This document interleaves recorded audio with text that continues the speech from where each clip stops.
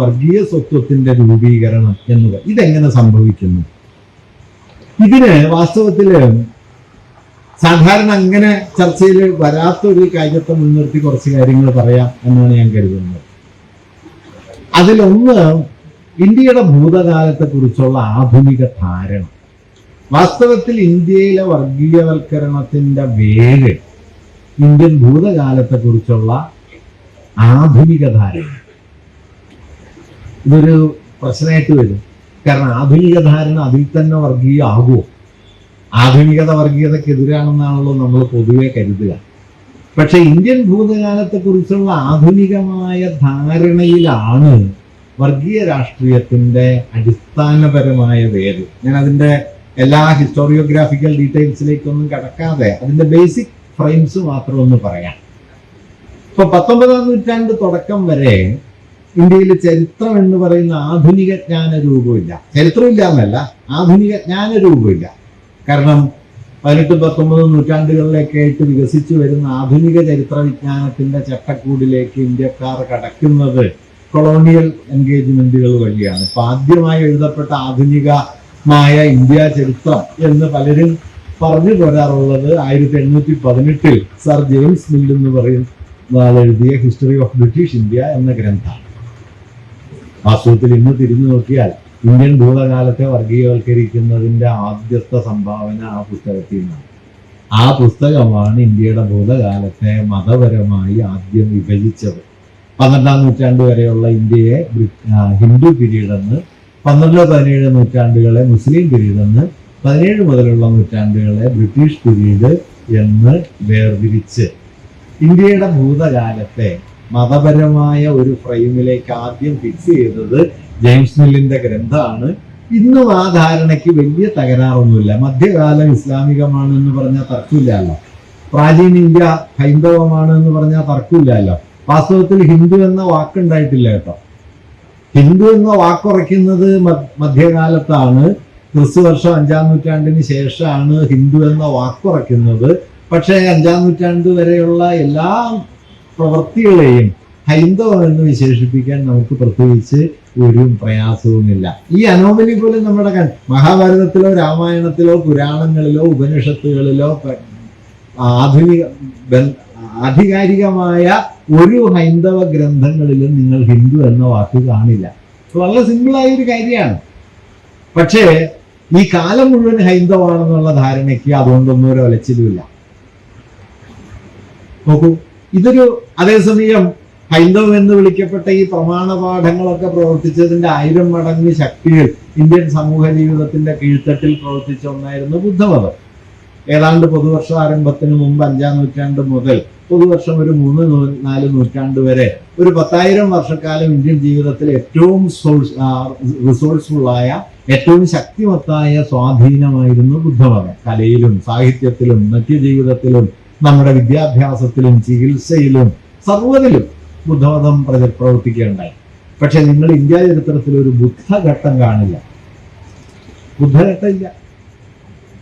അപ്പൊ ഇതെങ്ങനെ രൂപപ്പെടുന്നു? 19-ാം നൂറ്റാണ്ടിലുണ്ടായ ആദ്യത്തെ ഒരു ചരിത്ര വിചാര രീതി എന്താണെന്ന് വെച്ചാൽ ഇന്ത്യൻ ജനതയ്ക്ക് ചരിത്രമില്ല. ഇന്ത്യയിലെ ഹിസ്റ്റോറിയൻസ് ധാരാളം പേര് ഈ ഒരു വാദമാണ് പറഞ്ഞുണ്ടാക്കിയത്. ഇന്ത്യൻ ജനതയ്ക്ക് ചരിത്രമൊന്നുമില്ല, കെട്ടുകഥകളും ഐതിഹ്യങ്ങളും ഒക്കെയാണുള്ളത്, ഹിസ്റ്റോറിക്കലായ ഒരു ജനതയാണ് എന്ന് പറയുകയും ചരിത്രബോധമില്ലായ്മ ഇന്ത്യക്കാരുടെ പ്രാകൃതമായ മനോനിലയുടെയും സംസ്കാരശൂന്യതയുടെയും തെളിവാണ് എന്ന് വാദിക്കുകയും അങ്ങനെ സംസ്കാരമില്ലാത്തൊരു ജനതയെ സംസ്കാരത്തിലേക്കും വെളിച്ചത്തിലേക്കും നയിക്കുന്ന ഒരു സമ്പ്രദായമാണ് കൊളോണിയൽ ഭരണം എന്ന് സാധൂകരിക്കുകയും ഒക്കെ ചെയ്യുന്ന, അവരുടെ ഭാഷയിൽ പറഞ്ഞു കഴിഞ്ഞാൽ വൈറ്റ് മാൻസ് ബർഡൻ, വെളുത്തവന്റെ ഭാരം എന്ന നിലയിൽ സാധൂകരിക്കപ്പെട്ട ഒരു പണിയായിരുന്നു 19-ാം നൂറ്റാണ്ടിലെ കൊളോണിയൽ ഭരണം. അത് വിൻസെന്റ് സ്മിത്ത് 20-ാം നൂറ്റാണ്ടിന്റെ തുടക്കത്തിൽ എഴുതുന്ന പുസ്തകത്തിലും കാണാം, 19-ാം നൂറ്റാണ്ടിന്റെ തുടക്കത്തിൽ ജെയിംസ് മിൽ എഴുതിയ പുസ്തകത്തിലും കാണാം. അതിനിടയിൽ എഴുതപ്പെട്ട കൊളോണിയൽ ഹിസ്റ്റോറിയോഗ്രാഫിയിൽ ഉടനീളം നിങ്ങൾ കാണുന്ന ഒരു കാര്യം, ഇന്ത്യൻ ജനത അഹിസ്റ്റോറിക്കലാണ്, സിവിലൈസ്ഡ് അല്ല. അതുകൊണ്ടൊരു സിവിലൈസിംഗ് മിഷൻ, പരിഷ്കരണ ദൗത്യം തങ്ങൾ ഏറ്റെടുത്ത് നടപ്പാക്കുന്നു. യുക്തിയിലേക്ക്, സ്വാതന്ത്ര്യത്തിലേക്ക്, ശാസ്ത്രബോധത്തിലേക്ക് ഒക്കെ ഇന്ത്യയെ നയിക്കുന്ന വലിയ ഒരു പരിശ്രമമാണ് തങ്ങൾ ചെയ്യുന്നത് എന്നാണ്. വിൻസെന്റ് സ്മിത്തിന്റെ ചരിത്ര പുസ്തകം നോക്കിയാൽ കൗതുകമുള്ള ഒരു കാര്യം കാണാവുന്നത്, ആ പുസ്തകത്തിന്റെ 1/3 വരുന്ന ഭാഗം മൂപ്പര് ചർച്ചയ്ക്ക് ചെയ്യുന്നത് അലക്സാണ്ടറുടെ ഇന്ത്യയിലേക്കുള്ള വരവിന്റെ അനന്തരഫലങ്ങളാണ്. അതായത് 13,000-4,000 കൊല്ലത്ത് ഇന്ത്യ ചരിത്രം. അന്ന് പിന്നെ ഹരപ്പയൊന്നും കണ്ടെത്തിയിട്ടില്ല. 1905 ഹരപ്പ കണ്ടെത്തിയിട്ടില്ല. പക്ഷേ 13,500 വർഷം വരുന്ന ഇന്ത്യ ചരിത്രം ചർച്ച ചെയ്യുമ്പോൾ അതിന്റെ 1/3 പഞ്ചാബിന്റെ കിഴക്കേ മൂലക്ക് വന്നു, പടിഞ്ഞാറേ മൂലക്ക് വന്നു പോയ അലക്സാണ്ടർക്ക് കൊടുക്കുക. ബാക്കിയുള്ളതെല്ലാം കൂടി ചേർത്ത് 2 ഭാഗം കൊണ്ട് ഇന്ത്യയുടെ ചരിത്രം മുഴുവൻ ചർച്ച ചെയ്യുക. ഇങ്ങനെ ഇന്ത്യയുടെ എല്ലാ തരത്തിലുള്ള എന്താ പറയുക മികവുകളെയും, അല്ലെങ്കിൽ ഇന്ത്യയുടെ വലിയ, ഇപ്പൊ നിങ്ങൾക്കറിയാലോ 18-ാം നൂറ്റാണ്ടിന്റെ തുടക്കത്തില് ലോക വിപണിയുടെ മൊത്തം വാണിജ്യ വിപണിയിൽ 20% മുകളിൽ ഇന്ത്യയുടെ ഷെയറാണ് അക്ബറുടെ കാലത്ത്. ബ്രിട്ടീഷുകാർ പോകുമ്പോഴേക്കും അത് 1.5%, 2% മാറി. അമ്മട്ടിൽ കൊള്ള നടത്തി. 18-ാം നൂറ്റാണ്ടിൽ ഇന്ത്യ എന്ന് പറയുന്ന ലോക വിപണിയിലെ പ്രധാനപ്പെട്ട സ്ഥാനം കൈയാളുന്ന ഒരു ഇന്ത്യയാണ്. അന്ന് ഇന്ത്യ ആർജിച്ച അറിവുകൾ അത്ര മോശമൊന്നുമല്ല. പക്ഷെ ഇതെല്ലാം തമസ്കരിക്കുകയും ആധുനികതയുടെ ചരിത്രത്തിൽ യാതൊരു ഇടവുമില്ലാത്ത ഒരു പ്രാകൃത സമൂഹമാണ് ഇന്ത്യ എന്ന നിലയിൽ എന്താ പറയുക, സംസ്കാരശൂന്യരായ നാഗരികതയിലേക്ക് കാലുകുത്തിയിട്ടില്ലാത്ത ഒരു വിഭാഗമാണ് ഇന്ത്യ എന്ന യൂറോപ്പിന്റെ ഒരു കൊളോണിയൽ പ്രോജക്റ്റ് അത് വലിയ തോതിൽ ഇന്ത്യ ചരിത്ര വിജ്ഞാനത്തിൽ വരികയും ഇന്ത്യയിൽ അഭ്യസ്തവിദ്യരായ ആളുകളൊക്കെ ഇന്ത്യ ചരിത്രം ഈ നിലയിൽ പഠിക്കുകയും ചെയ്തു. നിങ്ങൾ ഓർക്കേണ്ട കാര്യം, 1818 ഈ മതപരമായ വിഭജന യുക്തി വരുന്ന ജെയിംസ് മില്ലിന്റെ ഗ്രന്ഥം ഏതാണ്ട് 20-ാം നൂറ്റാണ്ടിന്റെ ആദ്യം വരെ ICSEകാരുടെ ടെക്സ്റ്റ് ബുക്കാണ്. ICSEകാർ മുഴുവൻ പഠിച്ചത് അതാണ്. ആ ICSEകാരുടെ ടെക്സ്റ്റ് ബുക്കിൽ മുഴുവൻ പറഞ്ഞൊരു കാര്യം, ആ വിഭജനം തന്നെ നിങ്ങൾ ശ്രദ്ധിക്കേണ്ടതാണ് കേട്ടോ. 12-ാം നൂറ്റാണ്ട് വരെ ഹിന്ദു പീരീഡ്, 17-ാം നൂറ്റാണ്ട് വരെ മുസ്ലിം പീരീഡ്, പിന്നെയുള്ളത് ബ്രിട്ടീഷ് പീരീഡാണ്, ക്രിസ്ത്യൻ പീരീഡാണ്. അതിന്റെ അർത്ഥം എന്താണെന്ന് വെച്ച് കഴിഞ്ഞാൽ, മതനിരപേക്ഷമായ ഒരു സാമൂഹ്യ ജീവിതത്തിലേക്ക് ഇന്ത്യക്കാർ ആദ്യം പ്രവേശിക്കുന്നത് തന്നെ കൊളോണിയൽ ഭരണം വഴിയാണ്. അത് മുമ്പ് വരെ റിലീജിയസ് ആണ്, ഫനാറ്റിക് ആണ്. സെക്യുലർ ആകുന്നത് ബ്രിട്ടീഷ് ഭരണത്തിന്റെ കോണ്ടെക്സ്റ്റിലാണ് എന്ന ഇംപ്ലിക്കേഷൻ ആ വിഭജനത്തിലുണ്ട്. ഇതിനെതിരെ BD ബസു എന്ന് പറയുന്ന ഒരാൾ എഴുതിയ ദേശീയ പ്രസ്ഥാനത്തിന്റെ കാലത്ത് ഒരു ചരിത്ര ഗ്രന്ഥം എഴുതുന്നുണ്ട്. ആ പുസ്തകത്തിന് പുള്ളിയിടുന്ന പേര് the rise of Christian power in India എന്നാണ്. ബ്രിട്ടീഷ് അധിനിവേശത്തെ കുറിച്ച് എഴുതുന്ന ഗ്രന്ഥത്തിന്റെ പേര് ബ്രിട്ടീഷ് അധിനിവേശം എന്നല്ല, റൈസ് ഓഫ് ക്രിസ്ത്യൻ പവർ എന്നാണ്. കാരണം ആദ്യത്തെ രണ്ടും മതമാണെങ്കിൽ പിന്നെ ഇതും മതമാണല്ലോ, നോർമൽ ലോജിക്കാണ്. ഞാൻ പറഞ്ഞത് ഇങ്ങനെ ഇല്ലാത്ത മതത്തെ, ഇപ്പൊ മിഡീവൽ പീരീഡ് എന്ന് പറയുന്നത് എങ്ങനെയാണ് മുസ്ലിം പീരീഡ് ആവുന്നത്? ഇന്ത്യ പർവ്വതത്തിന് തെക്കോട്ട് ഇസ്ലാമിക ഭരണമില്ല. അക്ബറുടെ കാലമാണ് ഇസ്ലാമികം എന്ന് വിളിക്കാവുന്ന ഒരു ഭരണാധികാരി ഇന്ത്യയിലെ ഏറ്റവും വിപുല ദേശങ്ങൾ ഭരിച്ചത്. പക്ഷെ അക്ബറുടേത് ഒരു ഇസ്ലാമിക ഭരണമേ ആയിരുന്നില്ല. ഔറംഗസീബിനെ കുറിച്ച് പോലും ഉലമാക്കൾക്കിടയിൽ ഉണ്ടായിരുന്ന വിമർശനം ഔറംഗസീബിന്റെ ഭരണം മുസ്ലിം ഭരണമല്ല, ഇസ്ലാമിക ഭരണമല്ല എന്നതായിരുന്നു. ഇന്ത്യയിൽ ഏതെങ്കിലും ഒരു ഘട്ടത്തിൽ ഇസ്ലാമിക ഭരണം ഉണ്ടായിട്ടില്ല, മുസ്ലിം ഭരണാധികാരികൾ ഉണ്ടായിട്ടുണ്ട്. മുസ്ലിം ഭരണാധികാരിയും ഇസ്ലാമിക ഭരണവും തമ്മിൽ വലിയ വ്യത്യാസമുണ്ട്. അതുകൊണ്ട് തന്നെ മുസ്ലിങ്ങൾ ഭരണാധികാരികളാണ് എന്നതിൻ്റെ പേരിൽ മധ്യകാലത്തിന്റെ ചില സവിശേഷ ഭാഗങ്ങളെ എടുത്ത് അത് മുഴുവൻ ഇന്ത്യക്ക് മുകളിൽ പ്രൊജക്റ്റ് ചെയ്യുകയാണ് ഈ ബ്രിട്ടീഷ് ഹിസ്റ്റോറിയൻസ് ചെയ്തത്. അത് അവിടെ അവസാനിച്ചില്ല.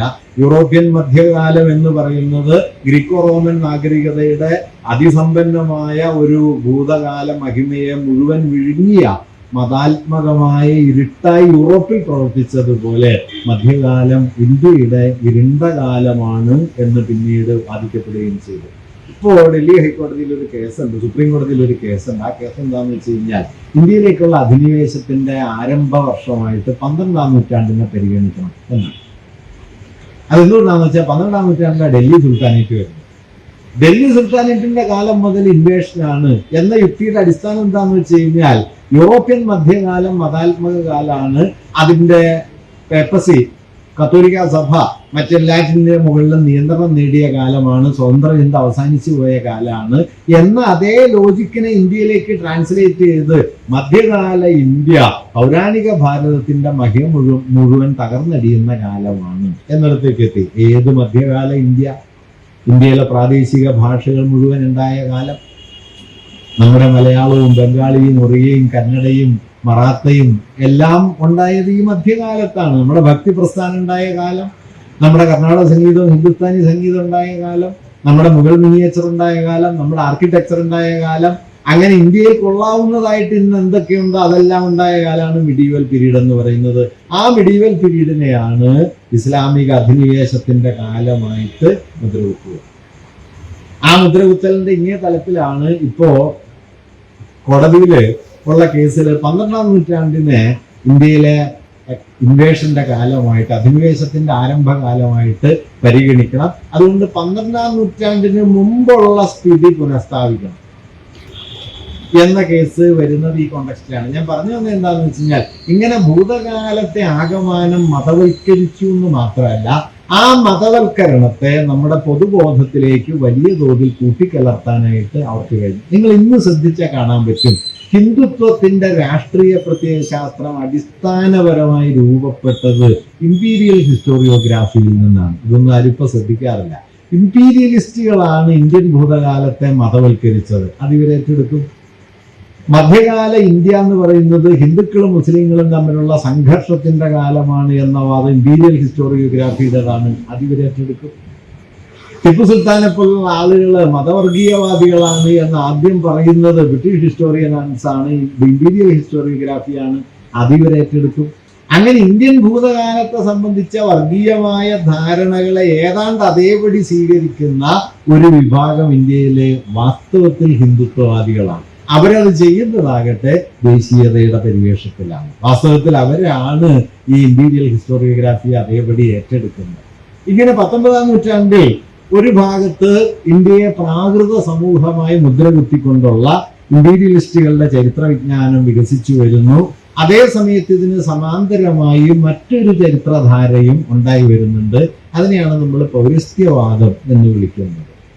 മാക്സ് മുള്ളറെ പോലെ, ചാൾസ് വിൽക്കിൻസനെ പോലെ, എച്ച് വിൽസനെ പോലെയൊക്കെയുള്ള വലിയ പണ്ഡിതന്മാര്, സംസ്കൃത പണ്ഡിതന്മാര് വരികയും അവര് ഇന്ത്യയുടെ ഭൂതകാലത്തെ ഇന്ന് ഇവർ വിളിക്കുന്ന ഒരു സവിശേഷ പേരിൽ ആദ്യം അവതരിപ്പിക്കുകയും ചെയ്യുന്നത് ഗോൾഡൻ പാസ്റ്റ്, സുവർണ ഭൂതകാലം. പൗരാണിക ഭാരതം എന്ന് പറയുന്നത് വിജ്ഞാനത്തിന്റെയും കലയുടെയും സാഹിത്യത്തിന്റെയും ഒക്കെ അഭൗമമായ ഒരു വികാസഘട്ടമായിരുന്നു എന്നും പിൽക്കാലത്ത് അത് തകർന്നു പോവുകയാണ് ചെയ്തത് എന്നുമാണ് പൗരസ്ത്യവാദികൾ പറഞ്ഞത്. പ്രത്യക്ഷത്തിൽ അവർ ഇന്ത്യക്കെതിരെ ഒന്നും പറയുന്നില്ല. ഇപ്പോ മാക്സ് മുള്ളറൊക്കെ വലിയ സംസ്കൃത പ്രിയനായിരുന്നു. സംസ്കൃതത്തോട് വലിയ സ്നേഹവും ആദരവും ഒക്കെ ഉണ്ടായിരുന്ന ആളായിരുന്നു. സംസ്കൃതത്തോടുള്ള സ്നേഹം മൂത്ത് മൂപ്പര് സ്വന്തം പേര് തന്നെ സംസ്കൃതത്തിലാക്കിയിട്ടുണ്ട്.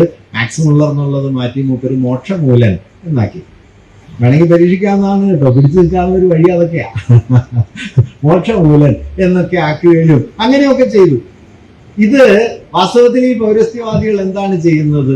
ഇന്ത്യ ചരിത്രത്തിനകത്തുള്ള ഭൗതികമായ സാമൂഹികമായ പ്രക്രിയകളെ മുഴുവൻ തമസ്കരിച്ച് വളരെ കൃത്രിമമായ ഒരു ആധ്യാത്മികതയും മതാത്മികതയും ഇന്ത്യക്ക് മേൽ അടിച്ചേൽപ്പിക്കുകയാണ് ചെയ്തത്.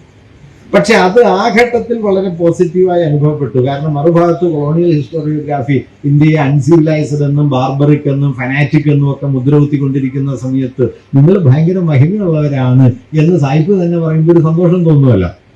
ഇപ്പൊ ഞാൻ ഇടയ്ക്ക് പറയാറുണ്ട്, അപരപ്രിയത്വം എന്ന് നാരായണഗുരു പറഞ്ഞു എന്ന് പറഞ്ഞു കഴിഞ്ഞാൽ നമുക്കൊരു മതിപ്പുണ്ടാവില്ല. ഇമ്മാനുവൽ ലെവിനാസ് എന്ന് പറഞ്ഞാൽ ഉടനെ കനം വരും.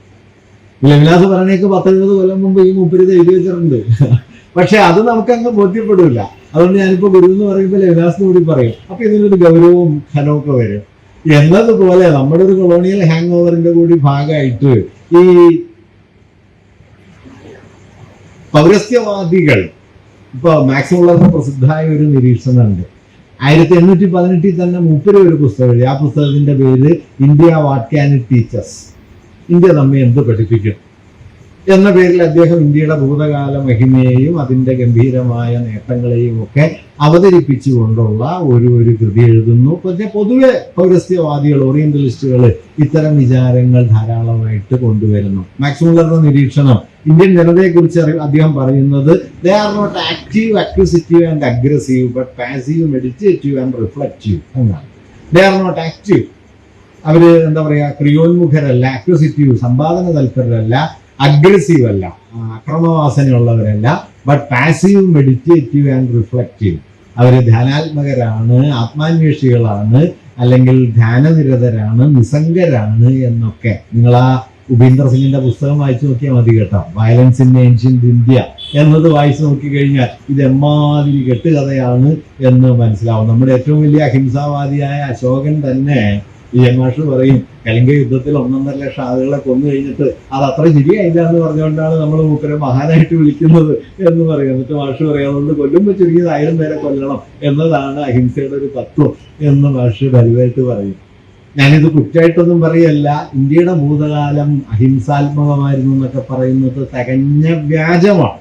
വാസ്തവത്തിൽ നാഷൻ സ്റ്റേറ്റ് ഉണ്ടായ സമയത്ത് നെഹ്റുവിൻ്റെ ഒരു സവിശേഷമായ ബോധ്യം കൊണ്ടുകൂടിയാണ് ഈ ബുദ്ധമതത്തിൻ്റെ ഒരു ബുദ്ധ പാരമ്പര്യത്തെ നാഷൻ സ്റ്റേറ്റുമായിട്ട് കൂട്ടിയിണക്കാൻ പാകത്തിന് ഗാന്ധി ചർക്കയാണല്ലോ ഈ ഫ്ലാഗിൽ വേണമെന്ന് പറഞ്ഞത്. അപ്പൊ ചർക്ക ഒരുപോലെ വരച്ചാൽ അപ്പുറവും ഇപ്പുറവും 2 നിലയ്ക്കാണല്ലോ കാണുക എന്ന ഒരു താർക്കികമായ സാങ്കേതികമായ ഒരു കാര്യം പറഞ്ഞിട്ടാണ് ചർക്കയെ ഒഴിവാക്കി അരക്കാലുകളെ ധർമ്മചക്രത്തെ മറ്റേ ഫ്ലാഗിലേക്ക് നെഹ്റു കൊണ്ടുവരുന്നത്. ഗാന്ധിയോട് തുടങ്ങിയ വിശദീകരണം അതാണ്. പക്ഷേ അദ്ദേഹം ബോധപൂർവം തന്നെ ഈ ബുദ്ധ പാരമ്പര്യത്തെ ഉയർത്തിക്കൊണ്ടുവരാൻ ശ്രമിക്കുന്നുണ്ട്. ഗാന്ധിക്കും ബുദ്ധമതം വേറെ നിലയിൽ സ്വീകാര്യമായിരുന്നു. അഹിംസ എന്നുള്ള സങ്കല്പത്തെ മുൻനിർത്തി ദേശീയ പ്രസ്ഥാനത്തിന്റെ പൊതുരാഷ്ട്രീയത്തോട് ബുദ്ധമതത്തിന് അങ്ങനെ ചില ചേർച്ചകൾ ഉണ്ടായിരുന്നു എന്നതൊക്കെ ശരിയാണെന്നല്ലാതെ ഇന്ത്യൻ ഭൂതകാലത്തിന് അഹിംസാത്മകമായി ഉള്ളടക്കമൊന്നുമില്ല. അല്ലെങ്കിൽ ആത്മാന്വേഷികൾ മാത്രമായിട്ട് ജീവിച്ചവരൊന്നുമല്ല ഇന്ത്യൻ ഭൂതകാലത്തിലുള്ളവർ. മറിച്ച് എല്ലാ തരത്തിലുള്ള ഹിംസകളും കൂട്ടക്കൊലകളും പടയോട്ടങ്ങളും ആകാവുന്ന പോലെയൊക്കെ അവർ നടത്തിയിട്ടുണ്ട്, പറ്റുന്ന പോലെ. അതിപ്പോ അളവ് ചിലപ്പോൾ കുറഞ്ഞിട്ടുണ്ടാവും. അതിപ്പോ അശോകൻ കേരളത്തിലേക്ക് പടയോട്ടം നടത്തിയില്ല എന്ന് നമ്മൾ പറയുമല്ലോ, അത് കേരളത്തിന്റെ മഹിമ കൊണ്ടൊന്നുമല്ല. ഇവിടെ വന്ന് തിരിച്ചെടുക്കാൻ പ്രത്യേകിച്ച് ഒന്നുമില്ല എന്ന് മൂപ്പർക്ക് തോന്നി. കുറെ കാടും പടലുമായിട്ട് കിടക്കുന്ന സ്ഥലത്ത് യുദ്ധം നടത്തിയിട്ട് എന്ത് കാര്യം, വരാൻ തന്നെ പ്രയാസം. അതൊന്നും മൂപ്പര് വിട്ടുപോയിന്നേ ഉള്ളൂ. അല്ലാതെ അശോകന് ഇപ്പോൾ കേരളത്തിലേക്ക് വരാൻ പ്രയാസമൊന്നും ഉണ്ടായിട്ടില്ലല്ലോ, കർണാടകം വരെ വന്നല്ലോ. അപ്പൊ ഞാൻ പറഞ്ഞു തന്നത് എന്താന്ന് വെച്ച് കഴിഞ്ഞാൽ, ഇങ്ങനെ ഇപ്പൊ ഇന്ത്യയുടെ ഭൂതകാലത്തിലേക്ക് നിങ്ങൾ നോക്കിയാൽ ആധ്യാത്മികമായ ഔപനിഷദികമായ ലോകം മാത്രമാണ്, ഒട്ടുമേയല്ല. നമുക്ക് അർത്ഥശാസ്ത്രമുണ്ട്, കാമസൂത്രമുണ്ട്, ഭൗതിക വിജ്ഞാനത്തിന്റെ എത്രയോ ലോകങ്ങളുണ്ട്. അതെല്ലാം വളരെ ആഴത്തിൽ ഉള്ള ഒസാംബി പറയുന്ന രസമുള്ളൊരു നിരീക്ഷണമുണ്ട്. അവനവന്റെ യൗവനം കൊണ്ട് മതിച്ചു പൊളച്ച് ജീവിച്ച് തികയാണ്ടായപ്പോൾ മകനോട് യൗവനം കടഞ്ഞു ചോദിച്ച ഒരു പിതാവിനെ സങ്കല്പിച്ച ലോകത്തെ ഒരേ ഒരു ജനതയാണ് ഭാരതീയര്. നമ്മുടെ ശന്തനു നമ്മുടെ ഒരു കഥാപാത്രമാണല്ലോ. ഇമാജിനേഷൻ ആണെങ്കിലും അങ്ങനെ ഇമാജിൻ ചെയ്യാൻ ചെറിയ ശേഷിയൊന്നും പോരല്ലോ. മകനോട് ചോദിക്കുന്നത് എന്റെ യൗവനം എനിക്ക് തരൂ, അധികാരം തരാന്ന എന്ന നിലയിൽ ജീവിച്ച കാമസൂത്രം ആദ്യം ഉണ്ടാക്കിയ ആളുകൾ. അതൊന്നും ഒരു കുറവല്ല കേട്ടോ, അതൊക്കെ വലിയ കാര്യങ്ങളാണ്. അപ്പൊ അങ്ങനെയുള്ള ഒരു ജനതയാണ് ആക്റ്റീവ് അക്വിസിറ്റീവ് അഗ്രസീവ് അല്ല, പാസീവ് മെഡിറ്റേറ്റീവ് റിഫ്ലക്റ്റീവ് എന്ന് പറഞ്ഞ് സ്പിരിച്വാലിറ്റി എന്ന് പറയുന്ന ഒന്നിനെ ഇന്ത്യൻ പാസ്റ്റിലേക്ക് അട്രിബ്യൂട്ട് ചെയ്ത് സ്പിരിച്വൽ സൊസൈറ്റിയാണ് ഇന്ത്യ. അതുകൊണ്ട് യൂറോപ്പ് മെറ്റീരിയലിസ്റ്റിക് ആയിരിക്കുമ്പോൾ ഇന്ത്യ സ്പിരിച്വൽ ആണ്, യൂറോപ്പ് ഡൈനാമിക് ആയിരിക്കുന്ന സമയത്ത് ഇന്ത്യ പാസീവ് ആണ് എന്നിങ്ങനെ ഓറിയന്റലിസം ഉണ്ടാക്കി കൊടുത്ത ബൈനറികളെ നമ്മൾ പലപ്പോഴും അബോധാത്മകമായിട്ടും ബോധപൂർവമായിട്ടും ഒക്കെ സ്വീകരിക്കുന്ന സ്ഥിതി ഉണ്ടാവുകയും ഫലത്തിൽ ഇന്ത്യയുടെ അതറിംഗ് എന്ന് പറയുന്നത്, റിലീജിയസ് അതറിംഗ് എന്ന് പറയുന്നത് മറ്റൊരു നിലയിൽ നടക്കുകയും ചെയ്തു. ഇത് രണ്ടും 19-ാം നൂറ്റാണ്ടിലുണ്ട്. വിശദാംശങ്ങളൊന്നും ഞാൻ പറയും, ഞാൻ ആ ഫ്രെയിംവർക്ക് മാത്രമേ പറയുന്നുള്ളൂ. 19-ാം നൂറ്റാണ്ട് അവസാനമായപ്പോഴേക്കും ദേശീയ പ്രസ്ഥാനം വന്നു. ദേശീയ പ്രസ്ഥാനത്തിന്റെ ഏറ്റവും വലിയ പ്രശ്നം എന്തായിരുന്നു എന്ന് വെച്ചാൽ ഇന്ത്യക്ക് ചരിത്രമില്ല എന്നുള്ളത്. കൊളോണിയൽ ആക്ഷേപങ്ങളാണല്ലോ. അതുകൊണ്ട് 2 നിലയിലാണ് അവരിതിനെ പരിഹരിക്കാൻ ശ്രമിച്ചത്. ഒന്ന്, ചരിത്രം എഴുതാൻ ശ്രമിച്ചു. തിലകനും സുരേന്ദ്രനാഥ ബാനർജിയും അല്ലെങ്കിൽ നമ്മുടെ നെഹ്റുവും ഒക്കെ ചരിത്രം എഴുതാനുള്ള ബോധപൂർവമായ ശ്രമങ്ങൾ നടത്തുകയും ധാരാളം ചരിത്ര ഗ്രന്ഥങ്ങൾ 20-ാം നൂറ്റാണ്ടിന്റെ ആദ്യ പകുതിയിൽ ഉണ്ടാവുകയും ചെയ്തു. അതെല്ലാം തന്നെ ബേസിക്കായി സ്വീകരിച്ച ഒരു പൊസിഷൻ ഇന്ത്യയുടെ ദേശീയ ഭൂതകാലത്തിന്റെ മഹിമയെ ആകാവുന്നത്ര ഉയർത്തിപ്പിടിക്കുക, ഇന്ത്യക്കൊരു ചരിത്രം ഉണ്ടെന്ന് സ്ഥാപിക്കുക, അതിനുതകുന്ന മട്ടിൽ പൗരസ്ത്യവാദപരമായ വീക്ഷണങ്ങളെ കൂട്ടിയിണക്കുക. അപ്പൊ ഫലത്തിൽ എന്ത് പറ്റിയെന്ന് വെച്ച് കഴിഞ്ഞാൽ ദേശീയതാ സങ്കല്പം പൗരസ്ത്യവാദത്തിന്റെ ആത്മീയതാ യുക്തികളുമായിട്ട് കലർന്ന് ദേശീയ ബോധം എന്ന് പറയുന്നത് തന്നെ ഒരു തരത്തിലുള്ള ഒരു സ്യൂഡോ സ്പിരിച്വൽ സെൻസിബിലിറ്റി ആയിട്ട് മാറുന്നുണ്ട്. വാസ്തവത്തിൽ ഹൈലി പൊളിറ്റിക്കലാണ്, പക്ഷെ പുറമേ പ്രത്യക്ഷപ്പെടുന്നത് സ്പിരിച്വലാണ്. അതുകൊണ്ടാണ് ഞാൻ സ്യൂഡോ സ്പിരിച്വാലിറ്റി എന്ന് പറഞ്ഞത്. ഇത് നാഷണൽ സ്പിരിറ്റായിട്ട് മാറി. ഇത് നാഷണൽ സ്പിരിറ്റായിട്ട് മാറുന്ന സമയത്ത് അതിനെ ചെറുക്കാനായിട്ട് നെഹ്റു ഒരാളാണ് കുറച്ചെങ്കിലും പ്രബലമായിട്ട് എടുത്തത്. ഗാന്ധിയുടെ പൊസിഷൻ വളരെ വ്യത്യസ്തമായിരുന്നു. ഗാന്ധി ചരിത്രം എന്ന് പറയുന്നതിനെ തന്നെ തള്ളിക്കളഞ്ഞ ഒരാളാണ്. അദ്ദേഹത്തിന്റെ ഗംഭീരമായ 2 നിരീക്ഷണങ്ങളുണ്ട്.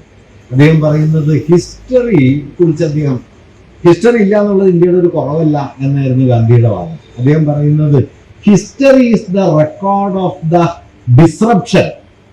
Disruptions in the evenly function of love. മനുഷ്യ ജീവിതത്തിൽ സ്നേഹം പ്രവർത്തിക്കുന്നതിലുള്ള തകർച്ചയുടെ വിച്ഛേദങ്ങളുടെ രേഖയാണ് ചരിത്രം.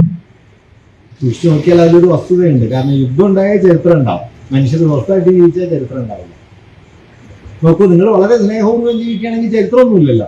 അടിയുണ്ടായ പക്ഷേ പിറ്റേ ദിവസം വാർത്തയായി, റെക്കോർഡായി, രേഖകളായി, കാരണാന്വേഷിക്കലായി. അല്ലാതെ മനുഷ്യന് സന്തോഷത്തോടെ അന്യോന്യം ജീവിച്ചാൽ ചരിത്രം ഉണ്ടോ?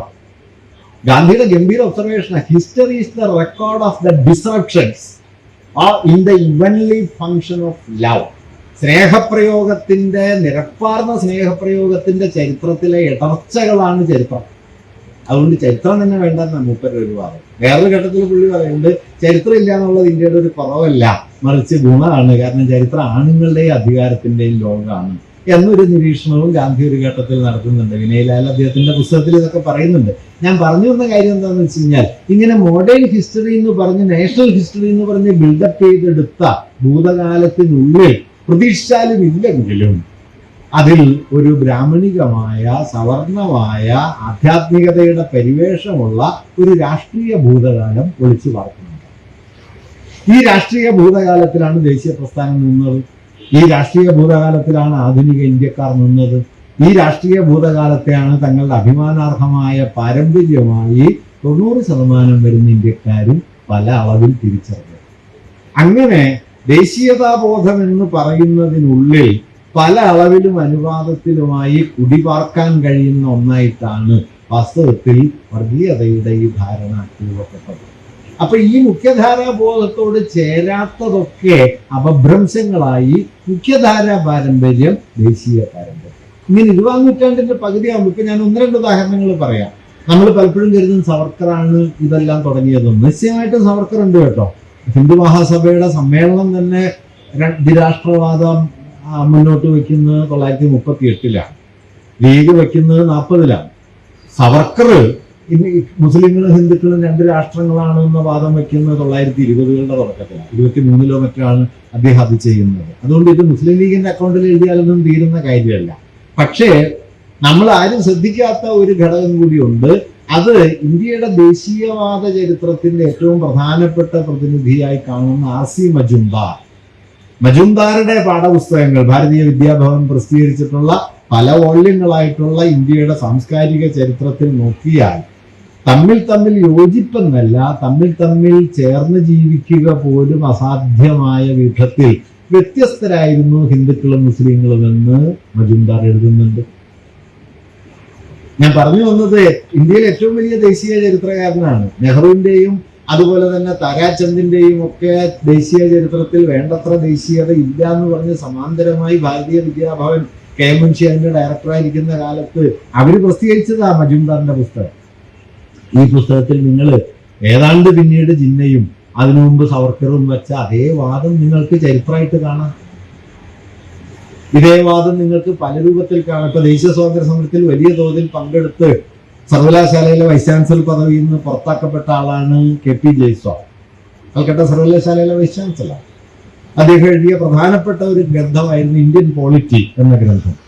ആ ഗ്രന്ഥത്തിൽ അദ്ദേഹം വാദിക്കുന്നത് വേദങ്ങളിൽ പറയുന്ന സഭകൾ നമ്മുടെ ബ്രിട്ടീഷ് പാർലമെന്ററി സംവിധാനത്തിലെ പ്രിവി കൗൺസിലുകൾക്ക് തുല്യമാണ് എന്നാണ്. ബുദ്ധ മതത്തിലെ സംഘങ്ങൾ ആധുനിക ജനാധിപത്യത്തിന് തുല്യമാണ് എന്നൊക്കെ വാദിക്കപ്പെടുന്നു. ഇങ്ങനെയുള്ള വാദഗതികൾ, അതായത് പൗരാണികതയെ ചരിത്രനിരപേക്ഷമായി ആദർശവൽക്കരിക്കുകയും ആധുനികമായ ഒരു രാഷ്ട്രസ്വരൂപത്തിന്റെ മാതൃകയാണ് അതിലെന്ന് അഹിസ്റ്റോറിക്കലായി ഇക്വലൈസ് ചെയ്യുകയും ചെയ്യുന്ന നിലപാടുകൾ ധാരാളമായിട്ടുണ്ടായി വന്നു. അതിന് വലിയ സ്വീകാര്യത കിട്ടി. കാരണം ചരിത്രം ഇല്ല എന്നുള്ള കൊളോണിയൽ അധിക്ഷേപത്തിന് ഇത് നല്ല പരിഹാരമാണ്.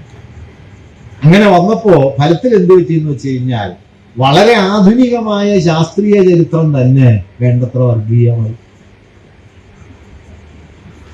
ചരിത്രം വ്യാഖ്യാനമാണല്ലോ. ആ വ്യാഖ്യാന പദ്ധതിക്കകത്ത് വർഗീയമാകാൻ ശേഷിയുള്ള ഘടകങ്ങൾ, അത് കൃത്രിമമായ ഒരു ആധ്യാത്മികതയാകാം, കൃത്രിമമായ മതബോധമാകാം, അതിനെ മുൻനിർത്തുന്ന സംസ്കാര സങ്കല്പമാകാം. ഇതെല്ലാം കെട്ടുപിണഞ്ഞിട്ട് ഒരാധുനികമായ ദേശബോധം, അതിൽ തന്നെ മതാത്മകവും വേണ്ട അളവിൽ വർഗീയമാകാൻ ശേഷിയുള്ളതുമായ ഒന്നായിട്ട് മാറുകയാണ്. ഇങ്ങനെ രൂപപ്പെട്ട ആധുനിക സ്വത്വമാണ് ഇന്ത്യക്കാരന്റെ ഒരു പ്രൈമറി ഐഡന്റിറ്റി. അതുകൊണ്ട് അവസരം കിട്ടിയാൽ വർഗീയവാദിയാകുന്നത്. അവസരം കിട്ടിയ വർഗീയവാദിയാകുന്നത് എന്തുകൊണ്ടാന്ന് വെച്ചാൽ ഈ മോഡേണിറ്റിയുടെ ജീനിന്റെ ഉള്ളിൽ ഇതുണ്ട്. ഇത് പൊട്ടിയിട്ടൊന്നുമില്ല. ഇത് പൊട്ടണമെങ്കിൽ ചെയ്യേണ്ടിയിരുന്ന ഒരു കാര്യം ഇന്ത്യയുടെ ഭൂതകാലത്തിന്റെ ബഹുത്വത്തെ ഇന്ത്യൻ പൊതുബോധത്തിൽ ഉറപ്പിച്ചെടുക്കണമായിരുന്നു. ആ പണിയെ നടന്നില്ല. ആ പണി ഒരു ഘട്ടത്തിലും നടന്നില്ല. ഇന്ത്യയുടെ ഭൂതകാലത്തെക്കുറിച്ച്, ഇന്ത്യൻ ട്രഡീഷനെ കുറിച്ചുള്ള നമ്മളുടെ ധാരണ, അമർത്യാസൻ പറയുന്നുണ്ട് 3 എക്സ്ക്ലൂഷന്റെ പുറത്താണ് നമ്മൾ ട്രഡീഷനെ ബിൽഡപ്പ് ചെയ്തത്. 3 എക്സ്ക്ലൂഷൻസ് അതിനകത്തുണ്ടെന്ന് അദ്ദേഹം പറയും. ഒന്ന്, ബ്രാഹ്മണേതരമായ മതപാരമ്പര്യം. ഇന്ത്യൻ പാരമ്പര്യം എന്ന് പറയുന്ന സമയത്ത് നമുക്ക് എപ്പോഴെങ്കിലും അതിനെ ബ്രാഹ്മണിക്കല്ലാത്ത ഒരു റിലീജിയോസിറ്റിയോട് ചേർത്ത് വയ്ക്കാൻ പറ്റും. ഇപ്പൊ ഞാൻ നേരത്തെ പറഞ്ഞല്ലോ, മധ്യകാല ഇന്ത്യയിൽ രൂപപ്പെട്ടതാണ് നമ്മൾ ഇന്ന് ഭാരതീയം എന്ന് വിളിക്കുന്ന മിക്കവാറും എല്ലാ പ്രവണതകളും. ഈ മധ്യകാലം തന്നെയാണ് ഇന്ത്യയിൽ ഇസ്ലാം ഒരു പ്രധാന മതമായി മാറുന്നതും സുൽത്താനേറ്റ് മുതലുള്ള ഭരണ സംവിധാനങ്ങൾ ഉണ്ടാകുന്നതും. ഇപ്പൊ ഹിന്ദുസ്ഥാനി സംഗീതം പേർഷ്യൻ സംഗീതമായിട്ട് ആഴത്തിൽ ബന്ധപ്പെട്ടുണ്ടായതാണ്. നിങ്ങൾക്ക് എപ്പോഴെങ്കിലും അതിനെ റിലീജിയസ് ആയിട്ട് ഇസ്ലാമിനോട് ബന്ധിപ്പിച്ചോ മറ്റോ മനസ്സിലാക്കാൻ പറ്റുമോ? അതെല്ലാം പോട്ടെ, ഇന്ത്യയിൽ ആഴത്തിൽ വേരുപിടിച്ചൊരു 1000 കൊല്ലം ഇന്ത്യയിൽ പ്രവർത്തിച്ച ബുദ്ധമതത്തെ മുൻനിർത്തി നിങ്ങൾക്ക് എപ്പോഴും ഇന്ത്യയെ ഉപനിഷത്തുകളുടെ നാടെന്നോ വേദങ്ങളുടെ നാടെന്നോ പറയുന്നത് പോലെ ഇതുവരെ എഴുതപ്പെട്ട ഏതെങ്കിലും ഒരു ഇന്ത്യ ചരിത്ര ഗ്രന്ഥത്തിന് ബുദ്ധന്റെ നാട് എന്ന പേര് കണ്ടിട്ടുണ്ടോ? ഉപനിഷത്ത് ഇന്ത്യയിൽ പ്രവർത്തിച്ചതിന്റെ 10,000 മടങ്ങ് ബലത്തിൽ ബുദ്ധമതം ഇന്ത്യയിൽ പ്രവർത്തിച്ചിട്ടുണ്ട്. എല്ലാ പഞ്ചായത്തിലും ബുദ്ധനുണ്ട്. കരുമാടിക്കുട്ടൻ മുതൽ പല വേഷത്തിൽ, പള്ളിക്കൂടമായിട്ട് എന്തെല്ലാം രൂപത്തിൽ ബുദ്ധനുണ്ട്. ഉപനിഷത്ത് ഇവിടെയൊന്നുമില്ല. ഉപനിഷത്ത് വളരെ ധ്യാനാത്മകമായ ദാർശനിക ചിന്തയുടെ ചുരുക്കം പ്രതലങ്ങളിൽ ആളുകൾ ഇങ്ങനെ പറഞ്ഞു എന്നല്ലാതെ നിത്യജീവിതത്തിൽ പ്രവർത്തിച്ചത് ബുദ്ധമതല്ലേ. പക്ഷെ ആ ബുദ്ധമതത്തെ നിങ്ങൾക്ക് രാജ്യചരിത്രമായിട്ട് ബന്ധിപ്പിക്കാൻ പറ്റില്ല. അല്ലെങ്കിൽ നോക്കൂ, നമുക്ക് സോപാന സംഗീതം കേരള സംഗീതമാണ്. ഇതെന്താ കേസ് കിട്ടുന്ന അറിയുന്ന ആളുകൾ കുറവാണ്. ഈ സോപാന സംഗീതം എന്താണ്? കേരള സംഗീതം ആയിക്കോട്ടെ, അത് കുറ്റമൊന്നും പറയല്ല. പക്ഷെ സോപാന സംഗീതം കേരള സംഗീതമായിരിക്കണ പോലെ മാപ്പിളപ്പാട്ടും കേരള സംഗീതമാണ്. അല്ലെങ്കിൽ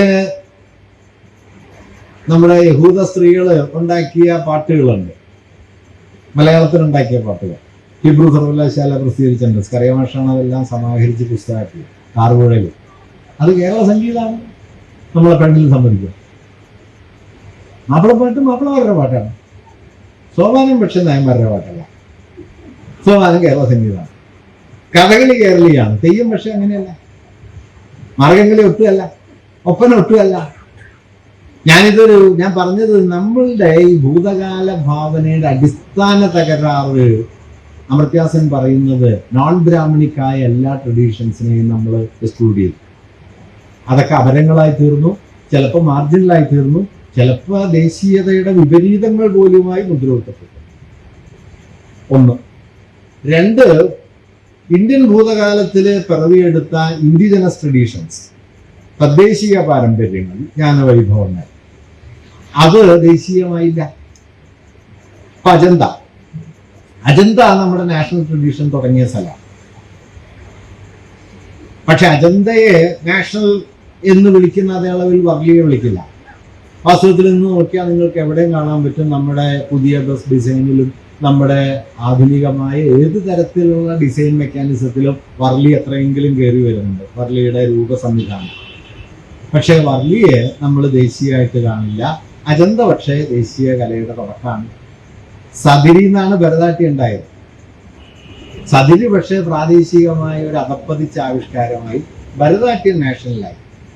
ഭരതനാട്യത്തിലേക്ക് വന്ന മാറ്റം എന്താ വെച്ചാൽ രുക്മിണി ദേവിയരൻ്റെയിലും ഈ കൃഷ്ണയിലും പറയുന്നുണ്ട് ബ്രാഹ്മണ സ്ത്രീകൾ നൃത്തം ചെയ്യണം. അക്കാലം വരെ ദേവദാസികൾ ചെയ്തിരുന്ന സതിര് ബ്രാഹ്മണ സ്ത്രീകൾ ചെയ്യുന്ന കലയായി മാറിയതോടെ അത് ദേശീയ കലയായി. ദേവദാസികൾ വളരെ മോശപ്പെട്ട ആളുകളായി. 400 കൊല്ലം അവര് ഒന്നും നടന്നതാണ്. അവരെ കൊണ്ടാണ് ഇതുണ്ടായത്, അവരെ കൊണ്ടു നടന്നത്. പക്ഷെ അവസാനം അവർ പുറത്തായി. ഇങ്ങനെ തദ്ദേശീയ പാരമ്പര്യങ്ങൾ, വിജ്ഞാന പാരമ്പര്യങ്ങൾ, വൈഭവങ്ങൾ അതെല്ലാം പുറത്താക്കപ്പെട്ടു. മൂന്നാമത്തത് ഭൗതിക വിജ്ഞാന പാരമ്പര്യം. ഭൗതികവാദമല്ല കേട്ടോ, ലോകായുധവും ചർവാകവും ഒക്കെ പോലുള്ള ഭൗതികവാദ രീതികളല്ല. ഭൗതിക വിജ്ഞാനം, നമ്മുടെ ഗണിതം, നമ്മുടെ രസതന്ത്രം, അല്ലെങ്കിൽ നമ്മുടെ ആയുർവേദം, നമ്മുടെ ഗജശാസ്ത്രം, നമ്മുടെ വൃക്ഷ വിജ്ഞാനം, നമ്മുടെ കാമശാസ്ത്രം, ഇതെല്ലാം ഭൗതിക ജീവിതാവിഷ്കാരങ്ങളാണ്. അതിനെയൊന്നും ദേശീയ പാരമ്പര്യമായിട്ട് കാണില്ല. ദേശീയ വിജ്ഞാനം എന്ന് പറഞ്ഞാൽ ഉപനിഷത്താണ്, അല്ലെങ്കിൽ അങ്ങനെയുള്ള കാര്യങ്ങളാണ്. അല്ലാതെ ഇന്ത്യൻ ട്രഡീഷൻ എന്നതിനോട് നിങ്ങൾ എപ്പോഴെങ്കിലും കാമസൂത്രത്തെ ഒരു ഇന്ത്യൻ വിജ്ഞാനം എന്ന് കരുതിയിട്ടുണ്ടോ? നമുക്ക് കാമസൂത്രം ഇന്ത്യയിൽ ഉണ്ടായി ഏതാണ്ട് 1000 കൊല്ലം കഴിഞ്ഞിട്ടാണ് അറേബ്യയിൽ മറ്റൊരു സെക്സോളജിക്കൽ ടെക്സ്റ്റ് ഉണ്ടാകുന്നത്, സുഗന്ധോദ്യാനം, പെർഫ്യൂംഡ് ഗാർഡൻ.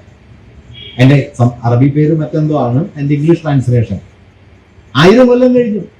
ഏതാണ്ട് പൊതുവർഷാരംഭത്തിന് 2 നൂറ്റാണ്ട് മുമ്പ്, പൊതുവർഷം 8-ാം നൂറ്റാണ്ട് വരെ 1000-ഓളം കൊല്ലക്കാലത്തിനിടയിൽ ഇന്ത്യയിൽ വളരെ വൈബ്രന്റ് ആയ ഒന്നായിരുന്നു ഈ സെക്സോളജിയുടെ ഡിസ്കോഴ്സ്. കുട്ടിനി മതം, കാമസൂത്രം എന്നൊക്കെ പേരിൽ എത്രയോ ടെക്സ്റ്റുകൾ അക്കാലത്ത് വന്നു. അതായത് ലൈംഗികതയെ ഒരു കേവല ശാരീരിക പ്രവണത എന്നതിനപ്പുറം ഒരു ജ്ഞാന വിഷയമാക്കി മാറ്റുകയും അതിനെക്കുറിച്ചുള്ള ധാരാളം അറിവുകൾ ഉൽപ്പാദിപ്പിക്കുകയും അതിനെ സവിശേഷമായ നിലയിൽ വികസിപ്പിച്ചെടുക്കുകയും ചെയ്ത ഒരുപക്ഷെ ലോകത്തെ ഒരേ ഒരു പാരമ്പര്യമാണ് ഇന്ത്യയുടേത്. പക്ഷെ അത് നമ്മൾ നാഷണൽ ട്രഡീഷൻ ആക്കില്ല. മറിച്ച് മരണത്തിന്റെ അർത്ഥം എന്താണെന്ന് ചോദിച്ചു കഴിയുമ്പോഴത്തേക്കും ഭയങ്കര പ്രശ്നമായി. കഠോപനിഷത്ത് ഇല്ലേ? ഞാനതൊരു കുറ്റമായിട്ട് പറയല്ല കേട്ടോ, അതിന്റെ പേരിൽ അത് കത്തിച്ചു കളയണമെന്നൊന്നും എനിക്ക് വാദമൊന്നുമില്ല.